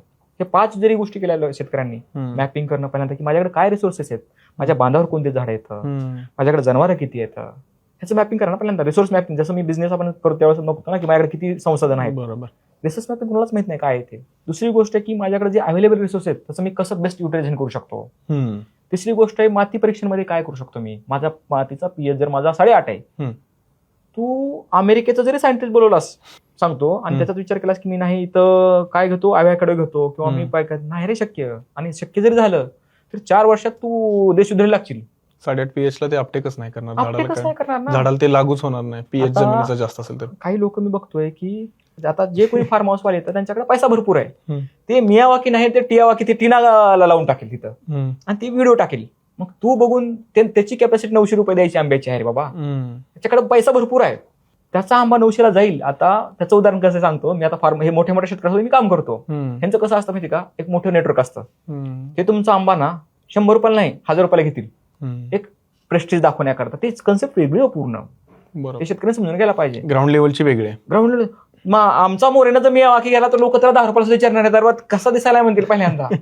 ही लिटरली कन्सेप्ट आहे. ते का त्यांचं का जातं कारण त्यांचं एक क्राऊड वेगळा आहे. बसतात उठतात त्या वेगळ्या क्लासमध्ये. मग आता बीड मधल्या एका शेतकऱ्यांचा म्हणला नाही मी मियावाकी लावतो 4,500 घेऊन. देश सुधारी लागायचे प्रयत्न आहेत ना. एक तर माती तुझी नाही त्याला सुटेबल 8, 8.5, 9च्या पुढे पीएच गेलाय. बरोबर. तुला वाल्यास मियावाकी, नर्सरीवाला तुला मियावाकी द्यायला त्याला काय त्याला पैशाचा फायदाच आहे. त्यांना बी माहित नाही काय आहे ते. नर्सरीवाल्यांचा ते तर वेगळा त्याच्यावर तर वेगळा पॉडकास्ट घेऊन हॉर्टिकल्चरवर ते तर फार मोठा विषय वेगळा घेतो. तुम्ही लावलं सगळे प्लांटेशन जळतं की 8.5च्या पुढे पीएच गेला तुमचा अपटेकच नाही ना. बरं कॅल्शियम जास्त असलं जमिनीमध्ये ते कॅल्शियम वाढूच देत नाही. डाळिंबाचं पीक रिटायरमेंटचा पैसा आला लोकांकडे. पैसा आला. ही पेन्शनर जनता सगळी पेन्शनर जनतेने काय केले की पेन्शन जशी आली तसं मराठवाड्यामध्ये लातूर बीड ह्या पट्ट्यामध्ये डाळिंब लावायला सुरुवात केली. शेतकरी देशोरी लागले डाळिंब घेऊन. लातूरमध्ये काळी जमिनी हिवी कॉटन सॉइल आहे, चालणारच नाही, त्यात लाईट सॉइल पाहिजे. दुनियाचा मध्ये कार्बन हे कॅल्शियम मध्ये जमिनीमध्ये काय डाळिंब चालेल ते 5व्या 6व्या वर्षामध्ये मग काहीतरी बोंब उठवायची की ऑइल स्पॉट आला. मग हे कंपन्यांचे त्यांना फॉरवरून शेड्यूल देऊन परेशान. त्यांना काय शेड्यूल देणाऱ्यालाच माहित नाही नेमकं काय आहे. त्याचा आपला कोणता गुरु बरी बसलेला आहे, कन्सल्टंट भयंकर आहे. ते कन्सल्टंटला त्यांचा गुरु कोणते बसलेला असते. कन्सल्टंटची अडचण काय ते वर्कशॉपला सुद्धा जात नाही कोण्या. सगळ्यात दुर्दैव कन्सल्टंटचं काय की अपडेट नाही नॉलेजचं. ते स्वतःच्या ज्या कंपनीत काम करतात त्यांच्या वर्कशॉपलाच ते दांडी मारतात. मी असं बघितलंय बऱ्याच वेळा. तसं असतील चांगले पण काय नाही चांगले तसं नाही. बघा ह्या देशामध्ये शेतीमध्ये फक्त मी जेवढं फिरतोय हार्डली 1% लोक आहेत आणि 1% लोकांमधले जवळपास जे 50% आहेत ते बाहेर आहेत. 30% गव्हर्नमेंटच्या चांगल्या पदावर आहेत आणि 20% आमच्यासारखे जे येडे आहेत ते खाली फिरतात. मी तरी आता ते सोशल मीडिया आला म्हणून थोडं आलो समाजामध्ये समोर. तर शक्यच नाही कारण की जे काम करतात ना त्यांना वेळच नाही की माझं घ्या माझं बघा. कारण की कामच एवढं प्रचंड आहे शेतीमध्ये की मग ते काय होतं की कन्सल्टंटमुळे काय होतं की अजून त्याचा बडी मार. बरोबर. शेतीमध्ये सुरुवातीपासून शेवटपर्यंत काय ऑर्गनाइजच नाहीये. गेले 7-8 वर्ष झालं मी तेच बघतोय. ऑर्गनाइज का नाही तर ज्यावेळेस शेती हा एसेन्शियल कम्युनिटीमध्ये आलेला आहे घटक आहे. मग हे मी जे म्हणतोय ना वाचन असलं पाहिजे, विषय समजतात. जेव्हा म्हणजे मला काय म्हणणं असतं की ज्यावेळेस आपण एखाद्याला दोष देतो ना किंवा आपण एखाद्याला बघतो की हा प्रॉब्लेम काय आहे त्यावेळेस आपण मी म्हणतो की त्याची आपण पूर्ण अनालिसिस केले पाहिजे की हा इश्यू हिस्ट्री मधला आहे का, हा कल्चरल इश्यू आहे का, हा सायकोलॉजिकल आहे का, हा एन्व्हायरमेंट आहे का लोकल स्पेसिफिक इश्यू आहे. हे आपण अभ्यास केला पाहिजे. मग तो अभ्यास करताना मला कळतं की शेती ऑर्गनायझेशन इसेन्शियल ऍक्ट हा सगळ्यात महत्वाचा कायदा आहे. या इसेन्शियल ऍक्ट आहे, तुम्ही काय करू शकत नाही. उद्या जर सरकार म्हणलं की बाबा कांदा काय नाही लोक मारणारे 2 रुपयाला दिलाच पाहिजे इसेन्शियल ऍक्ट आहे, काहीच करता येत नाही. काहीच करतात. त्यामुळे तो इसेन्शियल ऍक्ट मध्ये ऍग्रिकल्चर प्रोड्यूस आहे. दुसरी गोष्ट काय शेतीमध्ये अनऑर्गनाइज राहण्याची कंडिशन म्हणजे मी बघतो की जे नॉन प्लेयर आहेत ते वेल ऑर्गनाइज आहेत. ट्रेडिंग कम्युनिटी वेल ऑर्गनाइज आहे. त्यांना माहिती सोयाबीन केव्हा पडणार आहे, सोयाबीनचा केव्हा येणार आहे. अहो यांनी दिवाळीमध्ये सोयाबीन पण ठेवतो. जिथं एकदम मला काय म्हणतो की त्याला डिस्ट्रेस सेल म्हणतात की गरज असताना फार मस्त कन्सेप्ट इकॉनॉमिक्स मध्ये की दिवाळीमध्ये आणि सण सुद्धा त्या शेतकऱ्याच्या मुळावरच. तुम्ही म्हणतात कसे ह्याचं सोयाबीन निघालं की दिवाळी येते. त्याला मजबुरीमध्ये कपडे घालतात, मुलगी येते पोरग येते. मग ते मध्ये सोयाबीन 3,000 का देणार व्यापारी का 2,000 का पैसे मोकळं करा. म्हणजे हे बघा काटा आला अंगावर इतकं म्हणजे विचित्र. त्याची कंडिशन तशी हो की आपण काय म्हणतो आला एक सण बरं दिवाळीला काय कपडे घेतलेच पाहिजेत, डिस्ट्रेस सेल आला मग तो देऊन टाकतो. दुसरी गोष्ट काय आहे की ऍग्रिकल्चरमध्ये जी पैसा फिरतो तो पैसा हा आता मी म्हणतो की ह्या प्लॅटफॉर्मवर बोलतो मी की कर्जमाफीसाठी किंवा मोठे ज्या ह्याला जे आपण काय म्हणतो की ग्लोरीफाय जे केले ह्याला जे स्टोरी देऊन तू जगाचा पोशिंदा तू अन्नदाता हे जे असं स्टोरी देऊन त्याला मोठे केलेलं आहे म्हणजे काय आहे की एखाद्याला बोलवायचं, त्याला मारायचं घरात म्हणजे रूम मध्ये घेऊन आणि बाहेर जाऊन दाखवायचं की हा जगाचा पोशिंदा आहे, अन्नदाता आहे. म्हणजे त्याला सांगायचं सीओ असतो ना कंपनी जातो, तसं काम आहे. त्या सीओला त्या डायरेक्टर इन्व्हेस्टरचा दुनियाचा मार भेटते मधून, ज्यावेळेस काय त्याने करत नाही. पण बाहेर दाखवण्यात एक फार मोठं चित्र असतं ग्लोरीफाईल. तसं त्या शेतकऱ्यांचं ग्लोरीफाय केलं. आणि ते मुद्दा असल्यामुळं इन्व्हेस्टमेंट जी आहे ती ना रिसर्चमध्ये गेलेली आहे. तिनं आज मला सांगा, तुमची इच्छा आहे की माझ्या शेतामध्ये मी, सर तुम्ही म्हणताल तसं रिजनेटिव्ह प्रॅक्टिसनं शेती करतो. तुम्हाला रोपं लावायल्यापासून जी अडचण येते, पहिल्यांदा काय होतं की तुम्ही जमा गेला त्या नर्सरीवाल्याकडे, की रोपं दे बाबा मला ह्या झाडाची. पहिल्यांदा ते रोपं ऑथेंटिक आहेत का नाही हेच कोणी बघणार नाही. काही त्याला पॅरामीटर्स नाही. आमचे बरेच शेतकरी आंब्याची कट्टे जात लावलेली असती, 5-6 वर्षानंतर कळतं अरे हे तर नीलम होता राव, आणला होता हापूस म्हणून. हो, तर ते काही होतं. मी द्राक्षाची झाडं आणली होती 1800 झाडं, त्यातली 200 झाडं वेगळीच होती, 1600 वेगळीच होती. तिथं सर्टिफिकेशन नाही. म्हणजे तिथं एक मदत पाहिजे की तुम्हाला तिथं कुणीतरी मदत केली पाहिजे की बाबा हे एक सेक्टर आहे, म्हणजे तिथं लोक तुम्ही ठेवा ना एक्सपर्ट. दुसरी गोष्ट काय, आता आज वन्य प्राण्यांचा त्रास आहे, कुंपण पाहिजे. बायोडायव्हर्सिटीला ह्यांनी झाडं करोडो लावले हो. त्या शेतकऱ्याच्या बांधावर झाड द्यायला रुपये नाही यांच्याकडे. ते शेतकरी अजूनही बिचारा फिरतय नर्सरीवाल्याकडे, बाबा आंबा दे मला 60 रुपयाला 70 रुपयाला. तुम्ही करा ना, झाडं तुम्हाला रस्त्याच्याकडे लावायचे पण शेतात नाही लावायची. एखादा शेतकरी तुमच्याकडे शेतकरी जर म्हणला की मला आंब्याची बाग करायची दिसत चांगली, मला बेस्ट प्लांटेशनचा सपोर्ट करा, ते अनुदान त्याचं. मग खड्डे घेतलास का मनरेगामधून? हा घेतले. किती घेतले? 40 खड्डे घेतले का? नियम आहे आमचा, 1 एकरमध्ये 40 झाड लागले पाहिजेत. एवढी मोठी लिस्ट असते, काय चेकलिस्ट. त्यांना म्हणते सर आता 50 तर बसू द्या. नाही 40च बसू पाहिजेत. मग इथून जे शेती जर एखाद्याला करायची आहे तर तुम्ही हाडलं सांगू मी काय काय हाडल आहेत ते लक्षात. पहिला दुसरा इन्व्हेस्टमेंट कुठे फिरली पाहिजे. तुमची रोड करायला झाला होतात ना, ज्याला फळबाग करायची आहे त्याला तुम्ही करा ना सपोर्ट. बरोबर, त्याला तुम्ही तिथं पैसा वळवा ना. तुमच्या रस्त्याच्याकडे झाडं कुठे जाणार आहे शेवटला? एक तर ते मैस खाऊन जाईल किंवा वाळून जातील बिना पाण्याचे, फार कमी होतं. पण ते जर झाडं तुम्ही शेतकऱ्यांना दिली, ज्यांना फळबाग करायची इच्छा आहे, ज्यांना खरंच बाबा एक मला दुसरी गोष्ट पाणी नसेल तर त्याला शेततळं पाहिजे, त्याला टँक सिस्टीम पाहिजे. बरोबर, मला 5000 लिटरचा टँक घ्यायचा मला तर ते 10,000ला जातो. 15 किती 5 ते 15,000 टँक जातो तो. मला जर समजा 1 लाख लिटर पाणी पाहिजे तर 1 लाख गुणिले किती, मला 5 म्हणजे मला 5-6 लाखाची इन्व्हेस्टमेंट आहे ना. 5,000 करावं पाहिजे. 5 लाख माझी इन्व्हेस्टमेंट आहे का? मी काय विचार काय करतोय. मग इथे इन्व्हेस्टमेंट इथं फिरत नाही. म्हणजे बेसिक इन्फ्रास्ट्रक्चर जे आहे त्याच्यामध्ये इन्व्हेस्टमेंट अजून सुद्धा फिरत नाही. सगळ्यात महत्वाचं अजून रोड नाहीत. अहो पावसाळ्यात जर जायचं म्हणलं काही गावामध्ये तर तुमच्या तरी पश्चिम महाराष्ट्रामध्ये चांगली कंडिशन आहे, लोक जरा शेकलेले आहेत आणि शेतकरी एकत्र आहेत. मराठवाड्यामध्ये तर त्या रोडसाठी एवढं वानावान आहे. म्हणजे अनेक लोकांना शेती करायची इच्छा आहे पण हार्ड इन्व्हेस्टमेंट नाही ना. त्यामुळे हे सेक्टर जे आपलं चालू आहे की अनअवेअरनेस काय ते जाणून बुजून इन्व्हेस्टमेंट ही बेसिक इन्फ्रास्ट्रक्चरला दिली जात नाही. पण येणाऱ्या म्हणजे हे जे बघतो मी, म्हणजे 5-10 वर्षामध्ये जे बघतो तेवढी जरा ऍटलिस्ट मराठवाड्यामध्ये जे समृद्धी गेला किंवा हे मी जेव्हा चित्र बघतो भविष्यामध्ये काय होईल, मला वाटतं की हे भविष्यामध्ये फार मोठं वेअरहाऊस होईल. तर रस्त्याच्या बाजूला वेअरहाऊस होतील, स्टोरेज मोठे होतील आणि तिथून एक प्रगती होईल असं एक मला आशा दिसते.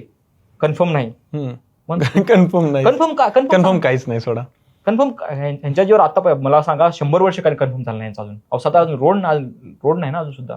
तुम्ही आता सॉइल हेल्थ मध्ये काम करता, दुसरं न्यूट्रिशन मध्ये काम करता. न्यूट्रिशन म्हणजे झाडाला ग्रो करण्यासाठी जे काय आपण अन्नद्रव्य देतो, त्यामध्ये नायट्रोजन, नत्र, स्फुरद, पालाश मराठीमध्ये जर बघितलं आपण, नंतर कॅल्शियम, मॅग्नेशियम, सल्फर आणि मायक्रोन्यूट्रिएंट्स असतात. तर हे झाडाला दिल्यानंतर झाड ग्रो करतं. मग ह्याला देण्याच्या पद्धती काय असतात, मेथड्स काय असतात, कसं दिलं जातं? सगळ्यात मला सांगतो की न्यूट्रिशन मध्ये भ्रम काय आहे बघा. CHO कार्बन, हायड्रोजन, ऑक्सिजन हा किती टाकतो मी त्याला? जवळपास 60 ते 70% हा लागतो झाडाला. आणि बाय गॉड हा फ्री मध्ये भेटतो. तुम्हाला मॅनेज किती करायचंय? फक्त 10 ते 12%, हार्डली 10 ते 12%. तुम्ही जर ज्यावेळेस माणूस मेला काय किंवा झाड मेलं काय किंवा झाडाला राग झाली, शेवटला तुझी राग झाली म्हणजे आपल्याकडे म्हणणं आहे बघा ते तुझी राख होते. तुझी राख होते म्हणजे काय शेवटला तर ती ज्यावेळेस तुम्ही राग घेता ती 1-2-4 ग्राम असते किंवा 100 ग्राम. माणसाच्या वयात जाड किती आहे काय बरोबर असतं ते ज्यावेळेस अनालिसिस करतो त्यावेळेस जर त्याचं अनालिसिस केलं कोणत्या झाडाचं फळाचं, असं आढळलं जातं की 10 ते 12%च मिनरल काम करतात. बाकी सगळी हवा होती, पाणी होतं आणि ऑक्सिजन होता. माणसाचं जे चालतं बोलतं शरीर होतं हे सगळं पाण्यावर वगैरे होतं ना. 90% तर 92% त्याच्यावर चालू होतं. तर हे जे 10% आपल्याला मॅनेज करायचे ना, त्या 10% मध्ये गफलत कुठे होते बघा की तुम्हाला नायट्रोजन, फॉस्फरस आणि पोटॅश हे प्रायमरी आहे. हे प्रायमरी केव्हा आहेत की हे तुम्हाला कंटिन्यू लागणार आहेत पिकाला. स्टेज वेगळी असेल हो, पण पिकाचं काय असतं माहिती का, ते ज्यावेळेस रूट खाली जातं ना त्यावेळेस एक पुढच्या येणाऱ्या काळातला रिसर्च आहे सीड सेन्सिंग. सीड सेन्सिंग काय सांगतं की ज्यावेळेस एखादं मूळ जमिनीत जातं त्यावेळेस ते काय सांगतं की ते बघतं पहिल्यांदा की मालकाची किती कॅपॅसिटी आहे. जसं आपण एखाद्या घरात गेलो की बघतो किंवा चहा मागावा का कॉफी मागावी किंवा काय जेवायला, म्हणजे आपण एखाद्या माणसाला जज करत नाहीत का गेल्या गेल्या की बाबा किती श्रीमंत आहे, आपण एखाद्या फॉर्च्युनर भेटली की वा वा चला आता मोठ्या घरा आपल्या हॉटेल. तसं सीड जेव्हा जमिनीत जातं ना त्यावेळेस सेन्स करतं की ह्या पट्ट्यानं जमिनीत आधी काय टाकलेलं आहे, किती मला भेटतं, ते सेन्स करून ते त्याला इंडिकेशन देतं. ते सांगतं पुढच्या नंतर पानाला फुलाला बाबा रे हा खस्ता माणूस आहे इथं काय आपला काय त्याला पुढची पिढी द्यायची ना. झाडाला काय माणसाला काय, त्याला पुढची पिढी. मग त्यांचं बघा ऍट द एंड जर बघायला गेलं म्हणजे फिलॉसॉफी थोडी आणतो मध्ये, सगळ्यांचं काय की माझा अंश पुढे सोडून जायचं.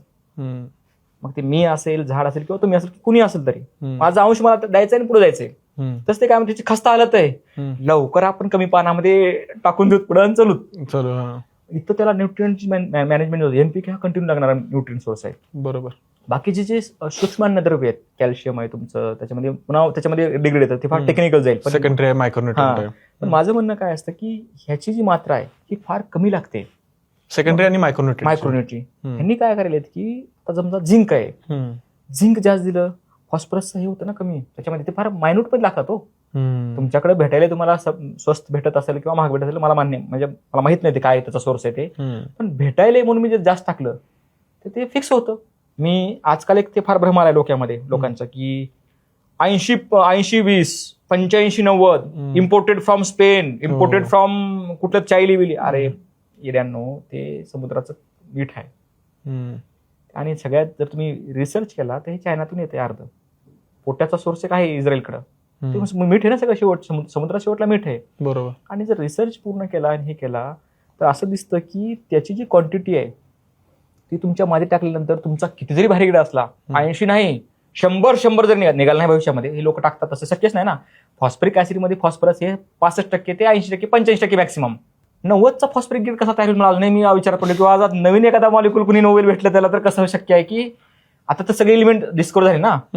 आपली जी विचारश्रेणी हे जे टेबल रुद्रफोर्डचा टेबल होता आपण जे शिकलो लहानपणी तो पूर्ण झालाय. तो कोणी आता ह्यांनी कोणता नवीन फॉस्फरस मॉलिक्यूल डिस्कवर केला त्याच्यात 90% मला दिसायले. मग हे टाकून काय होतं की कॅल्शियम जर असेल तर ते ब्लॉक करतं. कॅल्शियम म्हणजे तुम्ही जितकं जास्त टाकाल तितकं ते ब्लॉक व्हायले.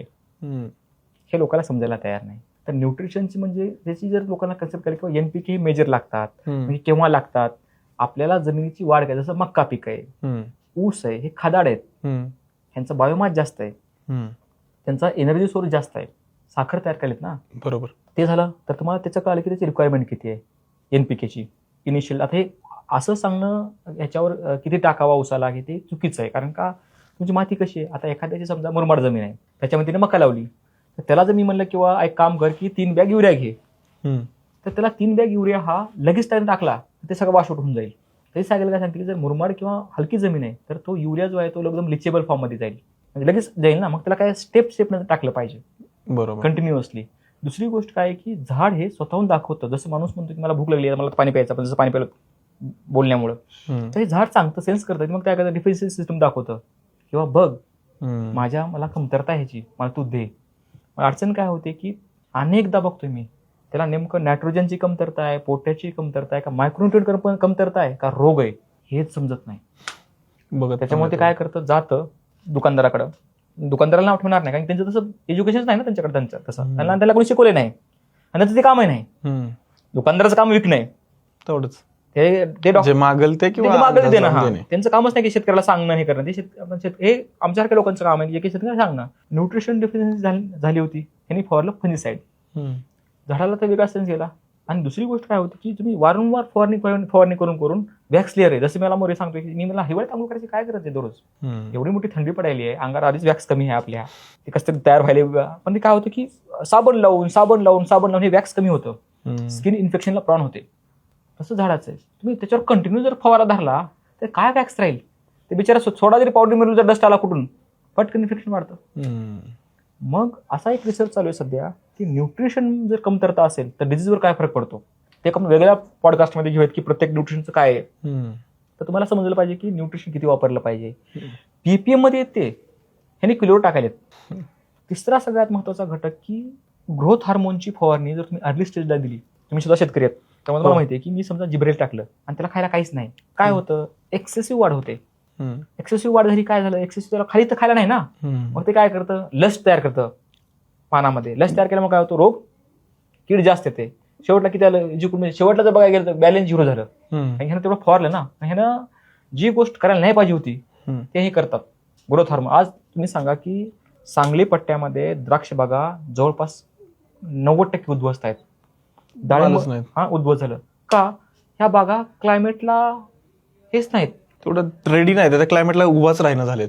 जास्त पाऊस झाला की डल पडतात लगेच, कमी पाऊस झाला की डल पडतात लगेच. कारण काय आहे की जेव्हा तुम्ही काडी खोड बघता त्यावेळेस मला लक्षात येते की ही सिस्टीम जी आहे ना ती तिथून बिल्ड होते.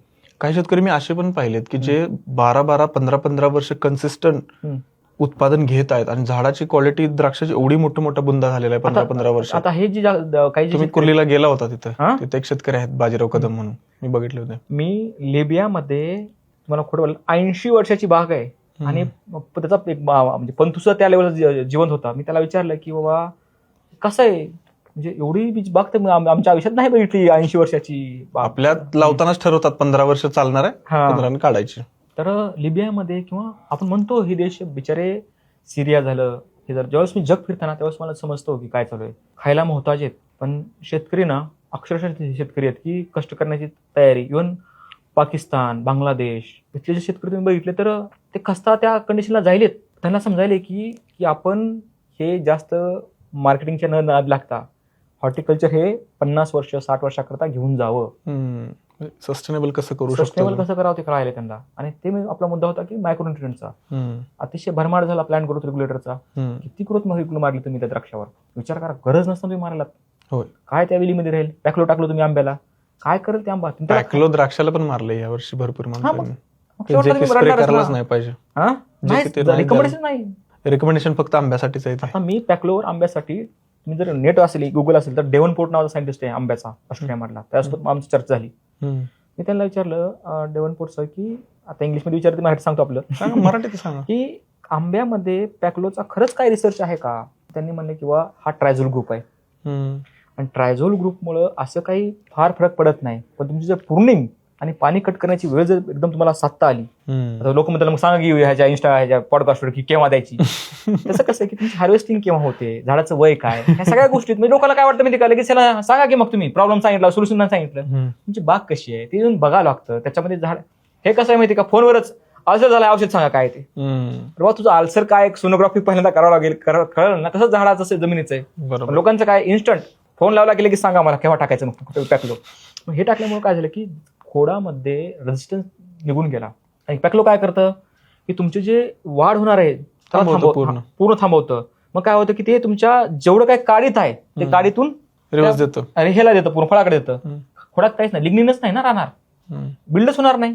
लिग्निन म्हणजे काय झाडामधलं, it is the productive molecule आहे, तुमच्याला वाचवायला येतो द्राक्षामध्ये, आंब्यामध्ये. मग ह्या ज्या गोष्टी आहेत ह्या बेसिक कुठून आल्या, त्या मायक्रोन्यूट्रिएंट मधून आल्या. जिथं आपण मायक्रोन्यूट्रिएंटची कमतरता पूर्ण करायला पाहिजे तिथं आपण काय केलं, प्लांट ग्रोथ रेग्युलेटर दिले. एक तर आपण काय केलं, टाकलं तर भरमसाठ, नाही टाकलं तर मी काय टाकतो, पीजीआर टाकतो. त्याच्यामुळे बागा ज्या आहेत त्या उद्ध्वस्त व्हायच्या मार्गावर लागलेल्या आहेत. न्यूट्रिशन मॅनेजमेंटचे 4 R आहेत. 4 R काय सांगतात की राईट सोर्स. तुझ्या 0050 मध्ये बाबा मीठ आहे, बघ आधी पहिल्यांदा सोर्स कोणता आहे काय नाही. उगं नुसतं made in Spain, made in China, आपले मेड इन चायना तर मला लोक हातात लावतात म्हणा, पण सगळं चायनातून येतं, खरं माहित नाही. खरं माहित नाही. कुठला का असणार अगोदर त्याला चेक तर कर, काय 12-61 मध्ये किती 12-61 आहे ते बघा अगोदर, आहे का 12-61 आहे का मीठ आहे. तिसरी गोष्ट आहे राईट सोर्स म्हणलं मी, की सोर्स कोणता आहे ते कोणी पाहत नाहीत. मग आणि जरी पाहिला तर ते सोर्सवाले एवढं महाग देतात, ते म्हणतात आम्ही तर ऍपलच आहेत, तुम्हाला घ्यायचंय की आम्ही ऍपल आहेत, मध्ये काही मार्गच नाही, मध्ये काय मार्ग नाही.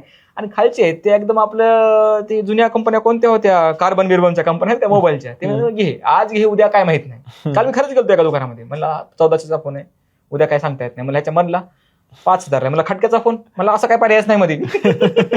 तसं झालं, राईट सोर्स तुमच्याकडे पाहिजे. मग हा सोर्स केव्हा येईल आपल्याला, तुम्ही जसं मला मी पीएच करतो चेक, मला ना बोलता बोलता की मी पीएच करतो, एसी चेक करतो, तसं तो शेतकरी त्या लेवलचा झाला पाहिजे. नाही तर अजून सुद्धा मला हसू येतं कधी कधी की ह्याचं बीएससी ऍग्री झालेलं आहे किंवा ह्याचं कोणते ऍग्रिकल्चर तर काहीच नाही. मी काय म्हणतो शेवटला, मी ऍग्रिकल्चर नॉन ऍग्रिकल्चर कधीच कम्पेअर करत नाही. कारण काय माहिती का, सब गोडे 12% मला काम आहे. कारण काय माहिती का, ज्यानं शिकलाय त्याला काय माहित नाही, बरोबर, आणि ज्यानं नाही शिकला त्याला काय माहित नाही. आता जर तुम्ही ऍग्रिकल्चर किंवा नॉन ऍग्रिकल्चर कार्बन डिझेल केव्हा वापरायचं विचारत असाल तर नेट आहे हातामध्ये. हो, ChatGPT टाकले सगळं कळतं. हा सगळं कळतं. कार्बन डिझम हे जे फंजीसाइड आहे हे फक्त नुसतं टाकलं काय काम करते मराठी जरी लिहिलं तर एवढा मोठा लेखच येतो. ते हात भरले पाठवतो. काय लक्षण नंतर वापरायचं, कसं वापरायचं, प्रमाण तरी काय, हे कोण विचारते म्हणजे की त्या कन्सल्टंटला मी म्हणत नाही, मी नाव ठेवत नाही कुणास. माझं म्हणणं काय की तुम्ही किती लेवल राहता एखाद्या गोष्टीवर, तुम्हाला राईट सोर्सच ना, तुम्हाला नॉलेजचा सोर्स माहिती आहे ना तुम्हाला खताचा सोर्स माहिती आहे. मग मला काय म्हणणे, आपले आजोबा वेडे होते, वेडे म्हणण्यापेक्षा मी म्हणाल ते म्हणजे आपण दिसायला ते असतील म्हणजे वेडे हा प्रश्न कसा माहिती का, वेडे हा दोन पद्धत. आता मला लोक वेडा म्हणतात. वेडे म्हणजे मी काय म्हणतो की ते फार विचार करून आणि 10 चौकशी करून गोष्टी करायचे, किंवा युरिया खरंच टाकला पाहिजे का, सिंगल सुपरची गरज आहे का, हा विचार करायचे. वेडे मी त्या अर्थाने बोलतोय, नाही तर लोक वेगळा अर्थ घेतात वेड्यांचा. लोकांना वेडे म्हणजे वेडेच, पण वेडे म्हणजे जे की फार चौकशी बुद्धीनं विचार करतात. मग हे त्यांना आता तर काय हे दुसरी अडचण सांगतोय ChatGPTची काय, ह्याची अडचण काय, हे ना एवढी माहिती सांगते 10 कंपनी सांगते, हे नाही विचार करते आता कोणती घ्या इकडे.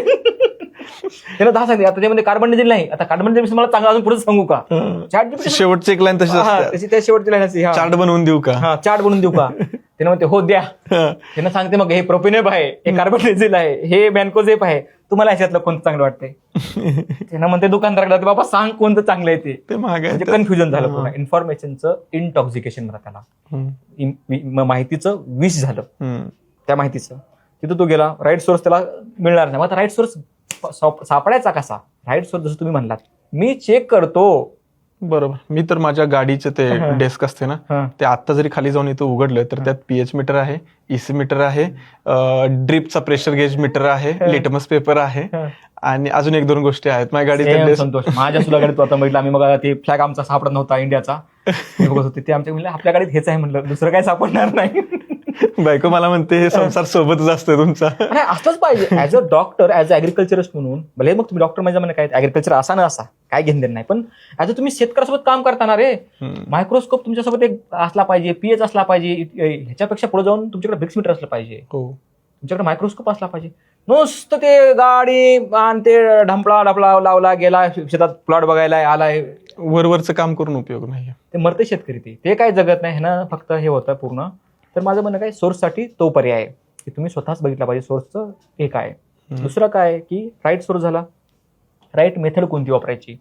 जर मी समजा युरिया वापरतोय तर ते कोणत्या मेथडने वापरला पाहिजे. उदाहरणार्थ आता की मी ज्यावेळेस युरिया वापरतो त्यावेळेस नायट्रोजन जो आहे मला स्प्लिट न दिला पाहिजे. बरोबर. कोणत्या मेथडनं, तर त्या द्यायला नाही पाहिजे.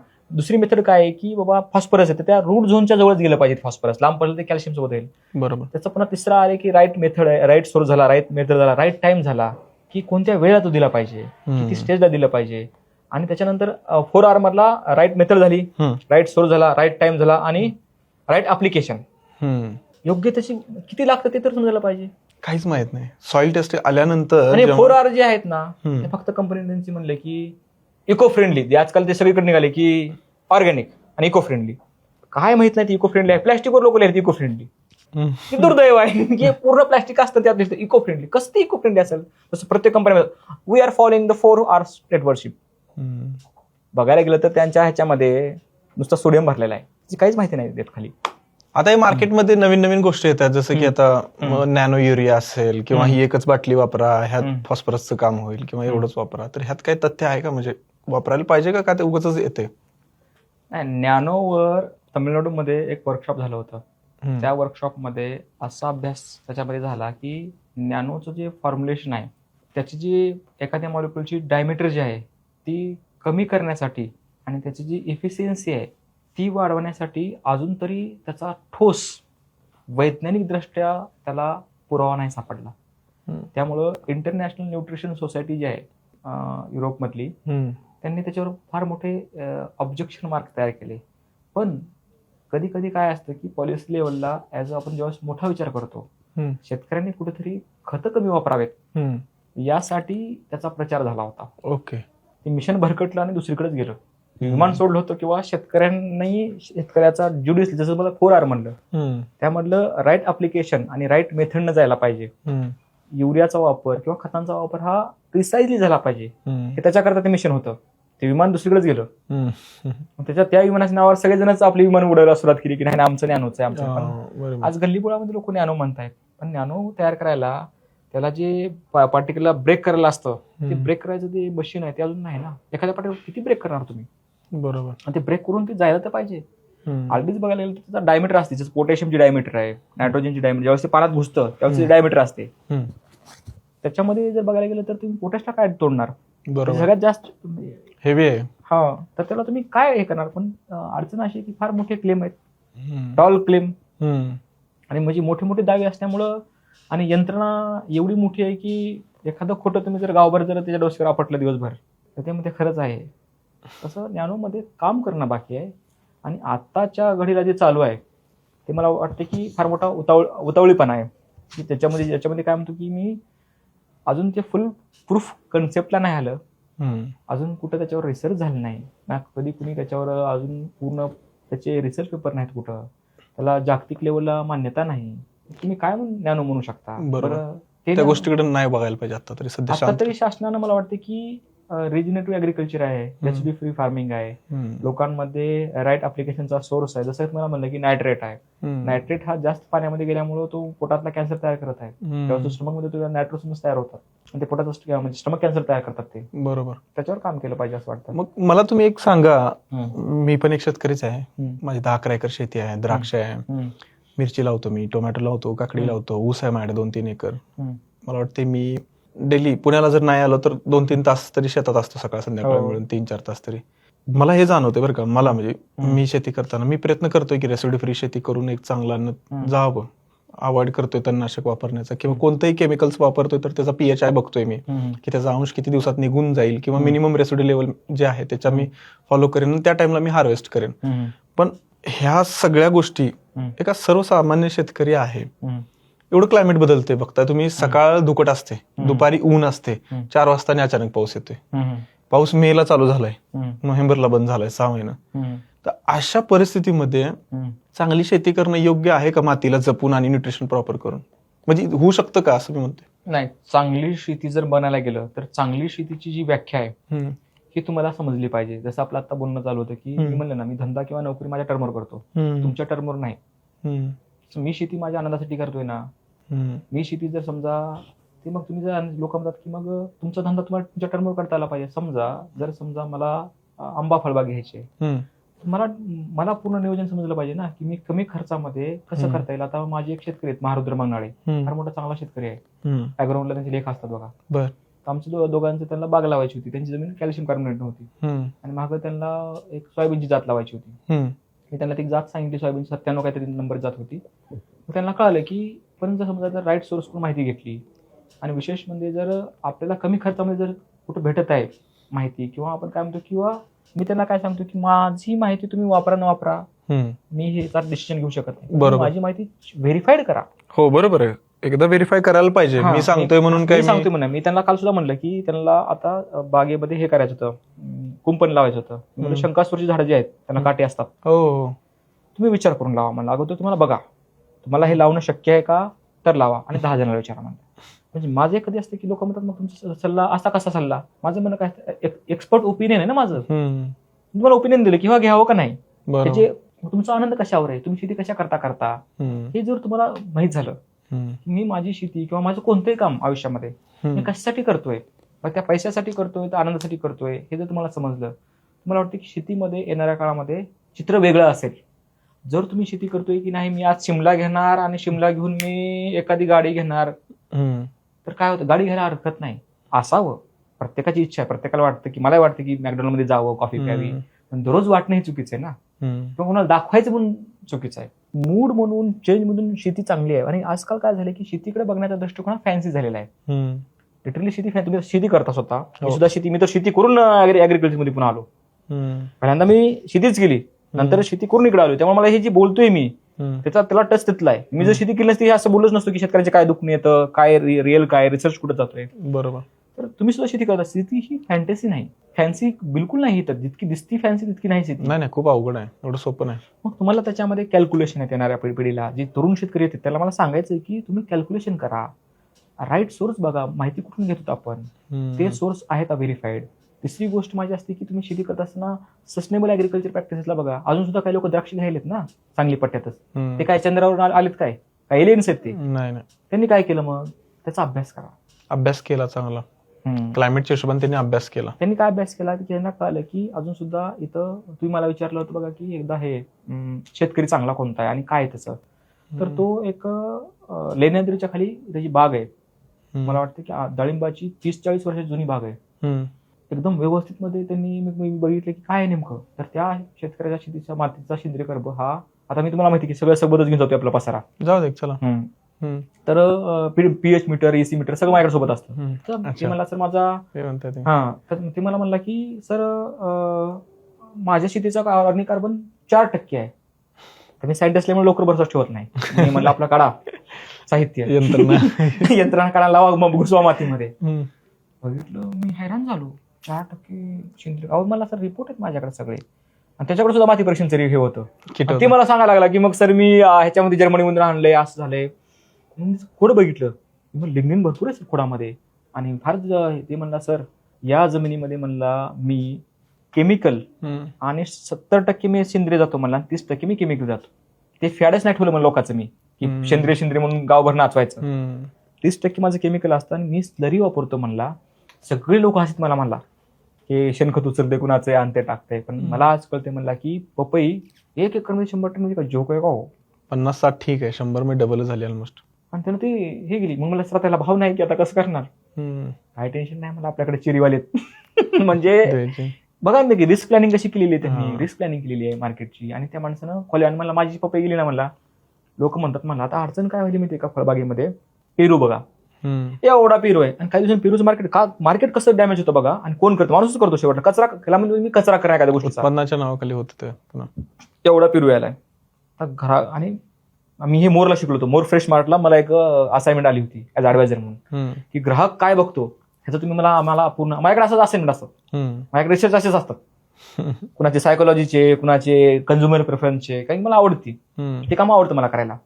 मी त्यांना बघितली, त्यांना सांगितले की मी टोमॅटोमध्ये लोकांना ते आपला गावठी टाईप नाही, गावठी पण ते आपला शिमल्यासारखा राहत नाही का टमाटा होता, एकदम गावठी टाईप दिसणार, एकदम गोल असतो देशी, ते लोकांना मोरमध्ये मी त्यावेळेस हे सांगितलं की हे लोकांचा प्रेफरन्स जास्त आहे.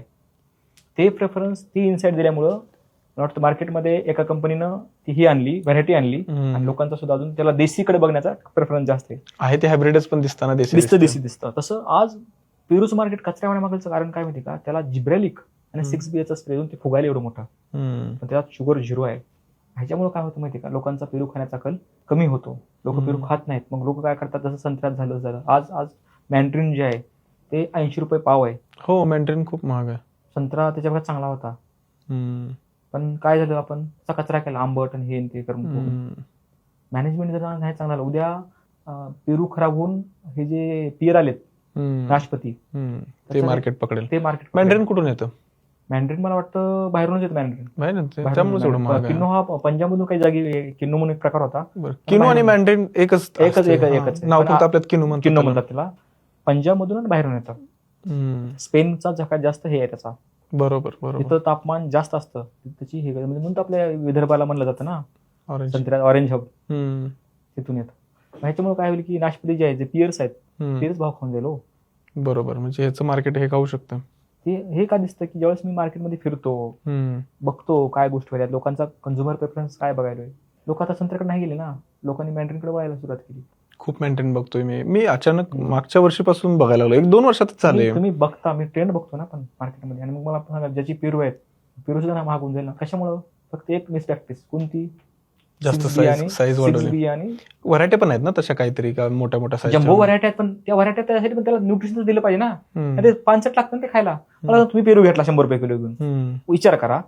मी एक ग्राहक आहे, मी काय म्हणतो ॲग्रोनॉमिस्ट आहे, मला दोन्हीचा विचार करावा लागतो.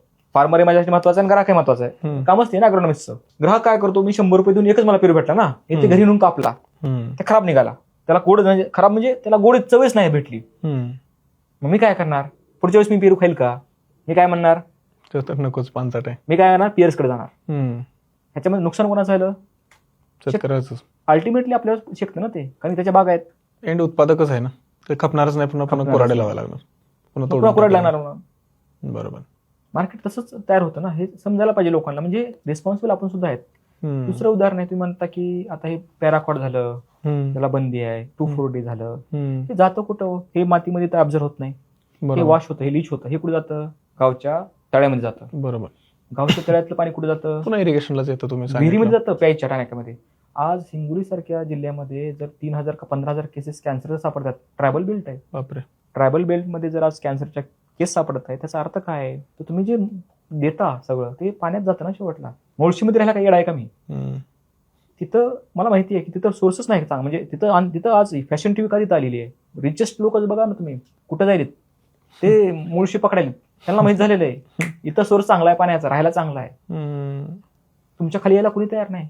आज मला सांगा, तुम्ही जर त्या पॅराकॉट जर येईल त्या पाण्यामध्ये कॅन्सर होत असेल, तुमच्याकडे तेवढा पैसा नाही, तुम्ही गावातली रिसोर्स ही कुणासाठी, म्हणजे शेवटला माझं म्हणणं असते कुणासाठी करणार सगळं? गावातली लोक मारायचे का त्याला पर्याय नाही म्हणून? अवघड कंडिशन आहे. आणि व्हायला 15,000 केसेस हिंगोली सारख्या जिल्ह्यामध्ये जर खूपच झालंय. कॅन्सरच्या. किती? कधीची गोष्ट आहे म्हणजे आता? कालचे रिपोर्टच आहे टाइम्स ऑफ इंडियाला. ओके, मी आताच ऐकलं तुम्ही सांगितलं. हे फील्डवर रिसर्च आहे त्याच्या. काल तुम्ही जर सर्च केलं गुगलला हम्म. कॅन्सर इन हिंगोली दाखवतं. खूप जास्त झालंय. हळद आहे. हळद आता बोलायचं गेलं तर सड होते. बरं सड कशामुळे होते? बेडचा आणि ह्याचा प्रकार येतो. बेन बदलणं प्रकार नाही. हम्म. परफेक्ट मध्ये मॅटॅक्झिल आहे किंवा अनेक जे बंदी घातलेले बुरशीनाशक आहेत ह्याचं तीनदा सोडणं, इन्सेक्टिसाइड सोडणं. कंद कुज आली की त्यांना कळत नाही काय करायचं ते. क्लोरोम सोडणार. तुमच्या सुद्धा कॉपर पट्ट्यात पेपर तेच सगळं आहे. भयंकर काय चालू. अद्रक खाणं बंद केलं मी त्याच्यामुळं. लिटरली खाणं बंद केलं. मी स्वतः तिथं मुळशीमध्ये आपल्या ह्याच्यामध्येच लावलेले मी. आता सुद्धा मी सकाळी तेच तयारी करून आलो. रेसिड्यू भरपूर हो आपल्यात. तसं काही अद्रकमध्ये- पॉलिसीच नाही की रेसिड्यू फ्री करा, त्याचा अवेअरनेसच नाही. काय अद्रक मध्ये चालू आहे? हो तळ्यात गेले. उत्पादनासाठी खूप चालू आहे ना. 100 रुपये 150 रुपये किलो झालं की इकडं एका गावात 4 मेडिकल आहेत पश्चिम महाराष्ट्रामध्ये. हे दाखवतं, इंडिकेशन करतं काय चालू आहे आणि कोणत्या दिशेने चालू आहे. तेवढे मेडिकल तुम्हाला मराठवाड्यात नाही भेटणार. बरोबर पॉईंट आहे. ते तुमचं इंडिकेशन करतं. कारण की तुम्ही काय टाकलं शिवाय ते कुठे जाणार आहे? बरोबर. वॉटर ॲक्युफरला जाणार आहे ना. आणि तेच पाणी तुम्ही पिता. बरं किती जरी फिल्टर केलं रे बाबा, हे फिल्टर पाणी होत नाही ना. मला सांगा, आता हे सगळे गोष्टी आपण बोलतोय, सॉइल हेल्थ बोललो, न्यूट्रिशन बद्दल बोललो, ह्या सगळ्या गोष्टी बोललो. शेतकऱ्यांना हे सगळे रिसोर्सेस म्हणजे माहितीचे ऍटलिस्ट मी म्हणतो कुठून काढायला पाहिजेत? बट ठीक आहे, चॅटजीपीटी त्याला वापरत नसेल तो, किंवा कुठून त्यानं जायला पाहिजे की माहिती हे मिळेल? बघा, शेतीमध्ये ज्यावेळेस या पोपटबाई होत्या सीड कन्झर्वेशन मधल्या, त्यांच्याकडे कोणती डिग्री होती का? आज त्यांनी भल्या PhD केलेल्या बायोडायव्हर्सिटीवाल्याला मारलं म्हणजे इन द सेन्स त्याला खाली पाडलं. म्हणजे त्यांनी दाखवलं ना की इट्स पॉसिबल. कसं पॉसिबल आहे? तर निरीक्षण आणि observation with good people of source. त्यांना बायफ सारख्या संस्थेतून त्यांना मदत मिळाली. बायफचे चांगले सायंटिस्ट लोक त्यांच्यासोबत आले. त्यांनी त्यांना दाखवला मार्ग. त्यांच्याकडे क्युरियोसिटी होती, चांगल्या लोकांची साथ मिळाली. दोन्ही गोष्टी पाहिजेत ना. तुमच्याकडे शेती शिकण्याची आवड आहे, पेशन्स पण नाहीत ना लोकांच्याकडे. सगळ्यात महत्वाचं ते आहे. ते नाही. पेशन्स नाहीत म्हणजे आता लगेच पीक पाहिजे. तर नवीन जे शेतीमध्ये येतात त्यांना असं आहे की लावलं इकडे 2 महिन्यात पैसे पाहिजेत पटपट हो ना. करायचं. मी तुम्हाला काय म्हणलं, जरी झाले आज टोमॅटो तुमच्या त्याचा टोमॅटोमध्ये PhD झाल्यासारखी आहे. बरोबर आहे ना. तुम्ही टोमॅटोमध्ये PhD माणसं आहेत. मला सांगा, जर तुम्ही टोमॅटो गेली 5 वर्ष जर कंटिन्यू घेतलात तर तुम्ही चांगल्या एक सस्टेनेबल इन्कमला आहेत. या वर्षी टोमॅटो घेतलं, पुढच्या वर्षी सिमला घेतो, पुढच्या वर्षी बटाटे घेतो, तिसऱ्या वर्षी रताळा घेतो. शक्य आहे का टोमॅटो? म्हणजे नाही, एवढ्या क्रॉप मध्ये मी कामच करू शकत नाही. माझ्या आयुष्यात मी कमीत कमी फक्त 2 ते 3 क्रॉप मध्ये काम करू शकतो. 3 बी लई झाल्या, मी तर 2च म्हणतो. मी उगं व्हिडिओ बघून इन्फॉर्मेशन तुम्ही बदलत असताल ना, तुम्ही तुमच्या त्याच्यात मास्टरी होते. त्या पिकाचं तुम्हाला गणित नाही कळत ना. आता तुमच्याच भागामधला एक शेतकरी होता, त्याचं कारल्यावर PhD आहे. PhD का म्हणतो माहिती मी? लोक म्हणतात PhD ऑब्झर्वेशन आहे. ऑब्झर्वेशन आहे. PhD मी त्याला PhD म्हणजे टायटल नाही की थेसिस आणि तुमचं PhD. तुमचं ऑब्झर्वेशन किती आहे? मी त्याला PhD म्हणतो ज्याचं ऑब्झर्वेशन चांगलं आहे. बरोबर. तर त्या माणसं ऑब्झर्वेशन होते की सर म्हणला मी एक्सेस ऑफ नायट्रोजन झालं की मी नायट्रेट रिडक्टेज 10वी पास शेतकरी आहे. नायट्रेट रिडक्टेजचा मला रोल सांगितला त्यानं. कुठला शेतकरी? तुमच्याच बी टायमातला आहे. मग तुम्हाला म्हणला कुणाला भेटायला आलतात, त्यांनाच भेटायला गेलो. ओके. मग मला वेळ भेटला ना, मी काय करतो, 2 गोष्टी करतोय. एक तर वाचन, नाही जे हुशार शेतकरी आहेत जाऊन भेट, त्यांच्यासोबत गप्पा मारत बसणं. जसं आपण चर्चा करलो ना, बरोबर, विषयावर चर्चा, किंवा मग काय केला, फ्रूट फ्राईडला कुठला लूर आणला, मग काय मध्ये युजनल का काम केलं नाही, मग हे नायट्रेट रिडक्टेज मला कसं माहिती झालं. मग ते चर्चा, लोकांचं वाचन. हे शेतकरी असे बसलेले आहेत. आणि मग ते शेतकरी कशात मुडी असतात. मी त्याला गेला तर मला कुठं पावडर मिळून आला मला सांगा काय म्हणते, मग तेच लगेच ओळखतात की हे लेवल काय आहे. त्या लोकांसोबत बसणं, मग त्यासोबत तुम्हाला तुमच्यासोबत असलं पाहिजे ना काहीतरी. मग काय तुम्ही जे म्हणतात ना सोर्सेस कुठून आणायचे, तर सोर्सेसचे 3 प्रकार आहेत. एक आहे ऑब्झर्वेशन, दुसरं त्या पिकामध्ये काम केलेली माणसं ऍक्च्युअल मध्ये काय आहेत, आणि तिसरी गोष्ट विद्यापीठामध्ये अजून सुद्धा भले तुम्ही त्याला पांढऱ्या हत्ती म्हणा, पण त्या पांढऱ्या हत्तीमध्ये आमच्यासारखे 1-2 लोक असतात त्यांची खरंच तळमळ असेल समाजाप्रती, शेतीप्रती, 100ला 100च गाडून 80-20चा रूल आहे. 80% जर खराब असतील तर 20% चांगले, त्याच्यावर दुनिया चालू आहे. हो, 80-20 वरच आहे. ते 20% चांगले लोक आहेत विद्यापीठामध्ये, त्यांच्याजवळ बसा ना. पुढच्या पिढीला जर आपल्याला चांगली माती द्यायचं आहे, चांगलं अन्न, सेफ फूड द्यायचं आहे, रेसिड्यू फ्री शेती करायची आहे, तर सगळ्यात आधी आपल्याला मातीला जपायला पाहिजे. मातीला जपायला तर त्या मातीला जपण्यासाठी काय करायला पाहिजे? सगळ्यात महत्वाचं काय माहितीये का, अडचण काय आहे की ताप जर आला तर डायरेक्ट आपण आयसीयू मध्ये जात नाहीत. इथं कंडिशन शेतीची कशी माहितीये का, ताप आला त्याला की त्याला इकडे तुझे पूर्ण आपण 18 पॅरामीटर चेक करू, 25 करू, 30 करू. काय गरज आहे? इनिशियल लेवलला तुम्हाला जर कळत नाही माती काय करायची, साधा पीएच, एसी, ऑर्गॅनिक कार्बन, त्याला मी मातीमधले 5 पुस्तक, माय माती पुस्तक, त्यात मी सगळं सांगितलंय पूर्ण की मातीमधले 5 पांडव बघा तुम्ही काय आहेत ते. 5 पांडव करणं गरजेचं आहे. कशा जातात 14 पॅरामीटरला? बरं ते पण जसं तुम्ही म्हणाल की मी एक यंत्र आणलं, त्या यंत्रातून बघायलोय 14-15 पण लाईफ टाईम इन्व्हेस्टमेंट आहे ना. ते काय 14-15 हजार इन्व्हेस्टमेंट लाईफ टाईम आहे. त्यांनी तुम्ही करू शकता. तुम्हाला कळू शकतं की आधी मला माती काय आली, मी कोण आहे ते समजलं, म्हणजे माती काय आहे ते समजली. बरोबर. दुसरा तुमचा येतो क्रॉप प्लॅनिंग. तुमचा प्रश्न होता की काय माती सुधारायचं म्हणजे कोणते स्टेप घेतल्या पाहिजेत. मग आता बरं माझ्या मातीचा पीएच हा 8च्या वर आहे, तर मला आता ह्या मातीमध्ये लिहूनच क्रॉप लावली पाहिजे. मग माणसं म्हणतात की माती चांगली करायची तर 10 टॉली शेणखत टाका, वर्षासाठी माती चांगली होते, भूसुधार होत्या, सॉइल कंडिशनर होते. नाही, कसं आहे की शेणखतच पर्याय. जेव्हा मला शेतकरी विचारतात की शेणखत ला सोडून काय आहे का, मी म्हणतो शेणखतला नाही, शेणखतला शेणखतच आहे. शेणखत सोडून काय होतच नाही. ज्यावेळेस मला हे टनेजवाले काही शेतकरी आहेत ना, ते सांगत नाहीत की आम्ही ह्यांच्याकडून विचारतो, त्यांचं सिक्रेट असं चालतं. आपण काही सांगतो त्यांची प्रत्येक. आणि अडचण काय येतं की ते मला माहितीचा सोर्स ज्याला चांगलं भेटलंय ना, ते शेतकरी मी बघतोय ना, आता मी मोरीला बनतोय की ह्यांच्या ते क्रेज असते की आपण जे त्याला सांगितलं ते लोकांना सांगणारच नाही की मी हे वापरलंय. मग ते काय असते की त्याला मी म्हणतो, मला विचारतात की सर शेणखतला पर्याय आहे का, तो शेणखतला शेणखतच पर्याय आहे, दुसरा पर्याय नाही. ह्यानं चांगली जमीन सुधारू शकते का? शेणखत जमीन सुधारू शकते, पण अडचण काय आता की फार बेसिक मुद्दा आहे. ह्याने त्या म्हशीला आणि गायला सोयाबीनची पेंड खवळलेली, दिवस रात्र तिने सोयाबीनवर आहे.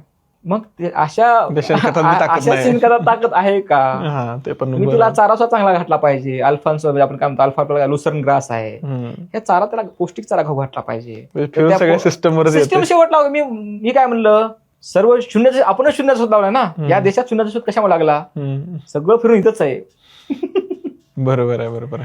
तर त्या गोष्टी फॉलो केल्या पाहिजेत. मग शेणखत पहिल्यांदा जसं म्हणलं की माती परीक्षण केली, माती परीक्षण मला कळालं की मला पीएच किती आहे, माझ्या शेतीमध्ये ऑर्गॅनिक कार्बन किती आहे, मग मी कोणती पिकं घेतली पाहिजे जे की माझ्या सेंद्रिय मातीचा पीएच कमी करतील, ऑर्गॅनिक कार्बन वाढवतील. मग त्याची पिकाची लिस्ट आहे, अनेक लेक्चर त्याच्यावर तुम्ही ते बघू शकता.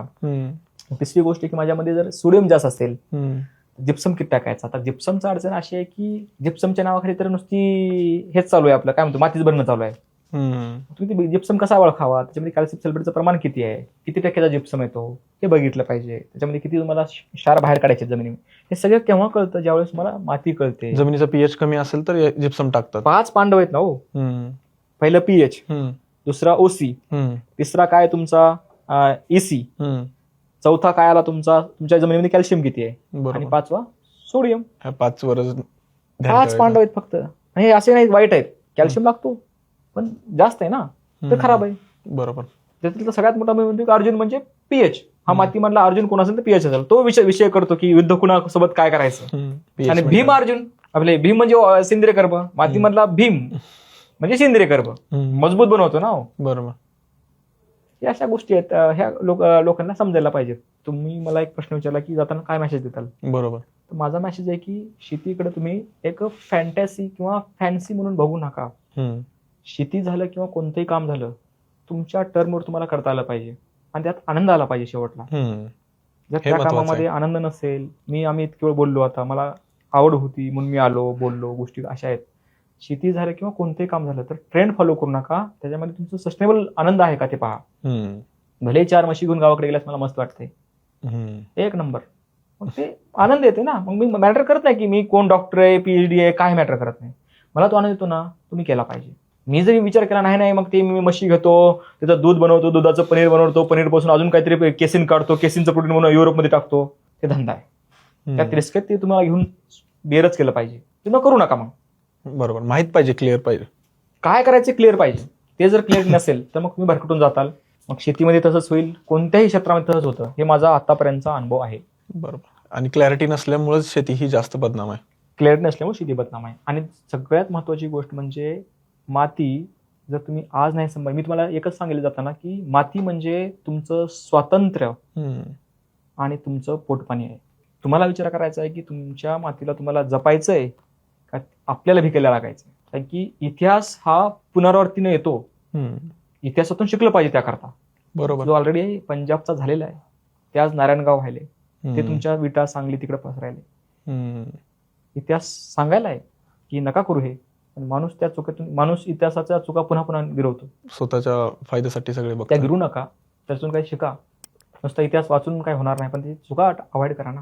बरोबर. थँक्यू धन्यवाद. Very much. खूप मजा आली आज चर्चा करून. आपण खूपच वेगवेगळ्या विषयावर अजून पुढे भरपूर. जाऊन बोलू. मित्रांनो, तुम्ही कमेंट करून सांगा की कोणत्या विषयावर अजून रवींद्र सरांच्या सोबत चर्चा केली पाहिजे, आणि सबस्क्राईब करायला विसरू नका आणि शेअर नक्की करा.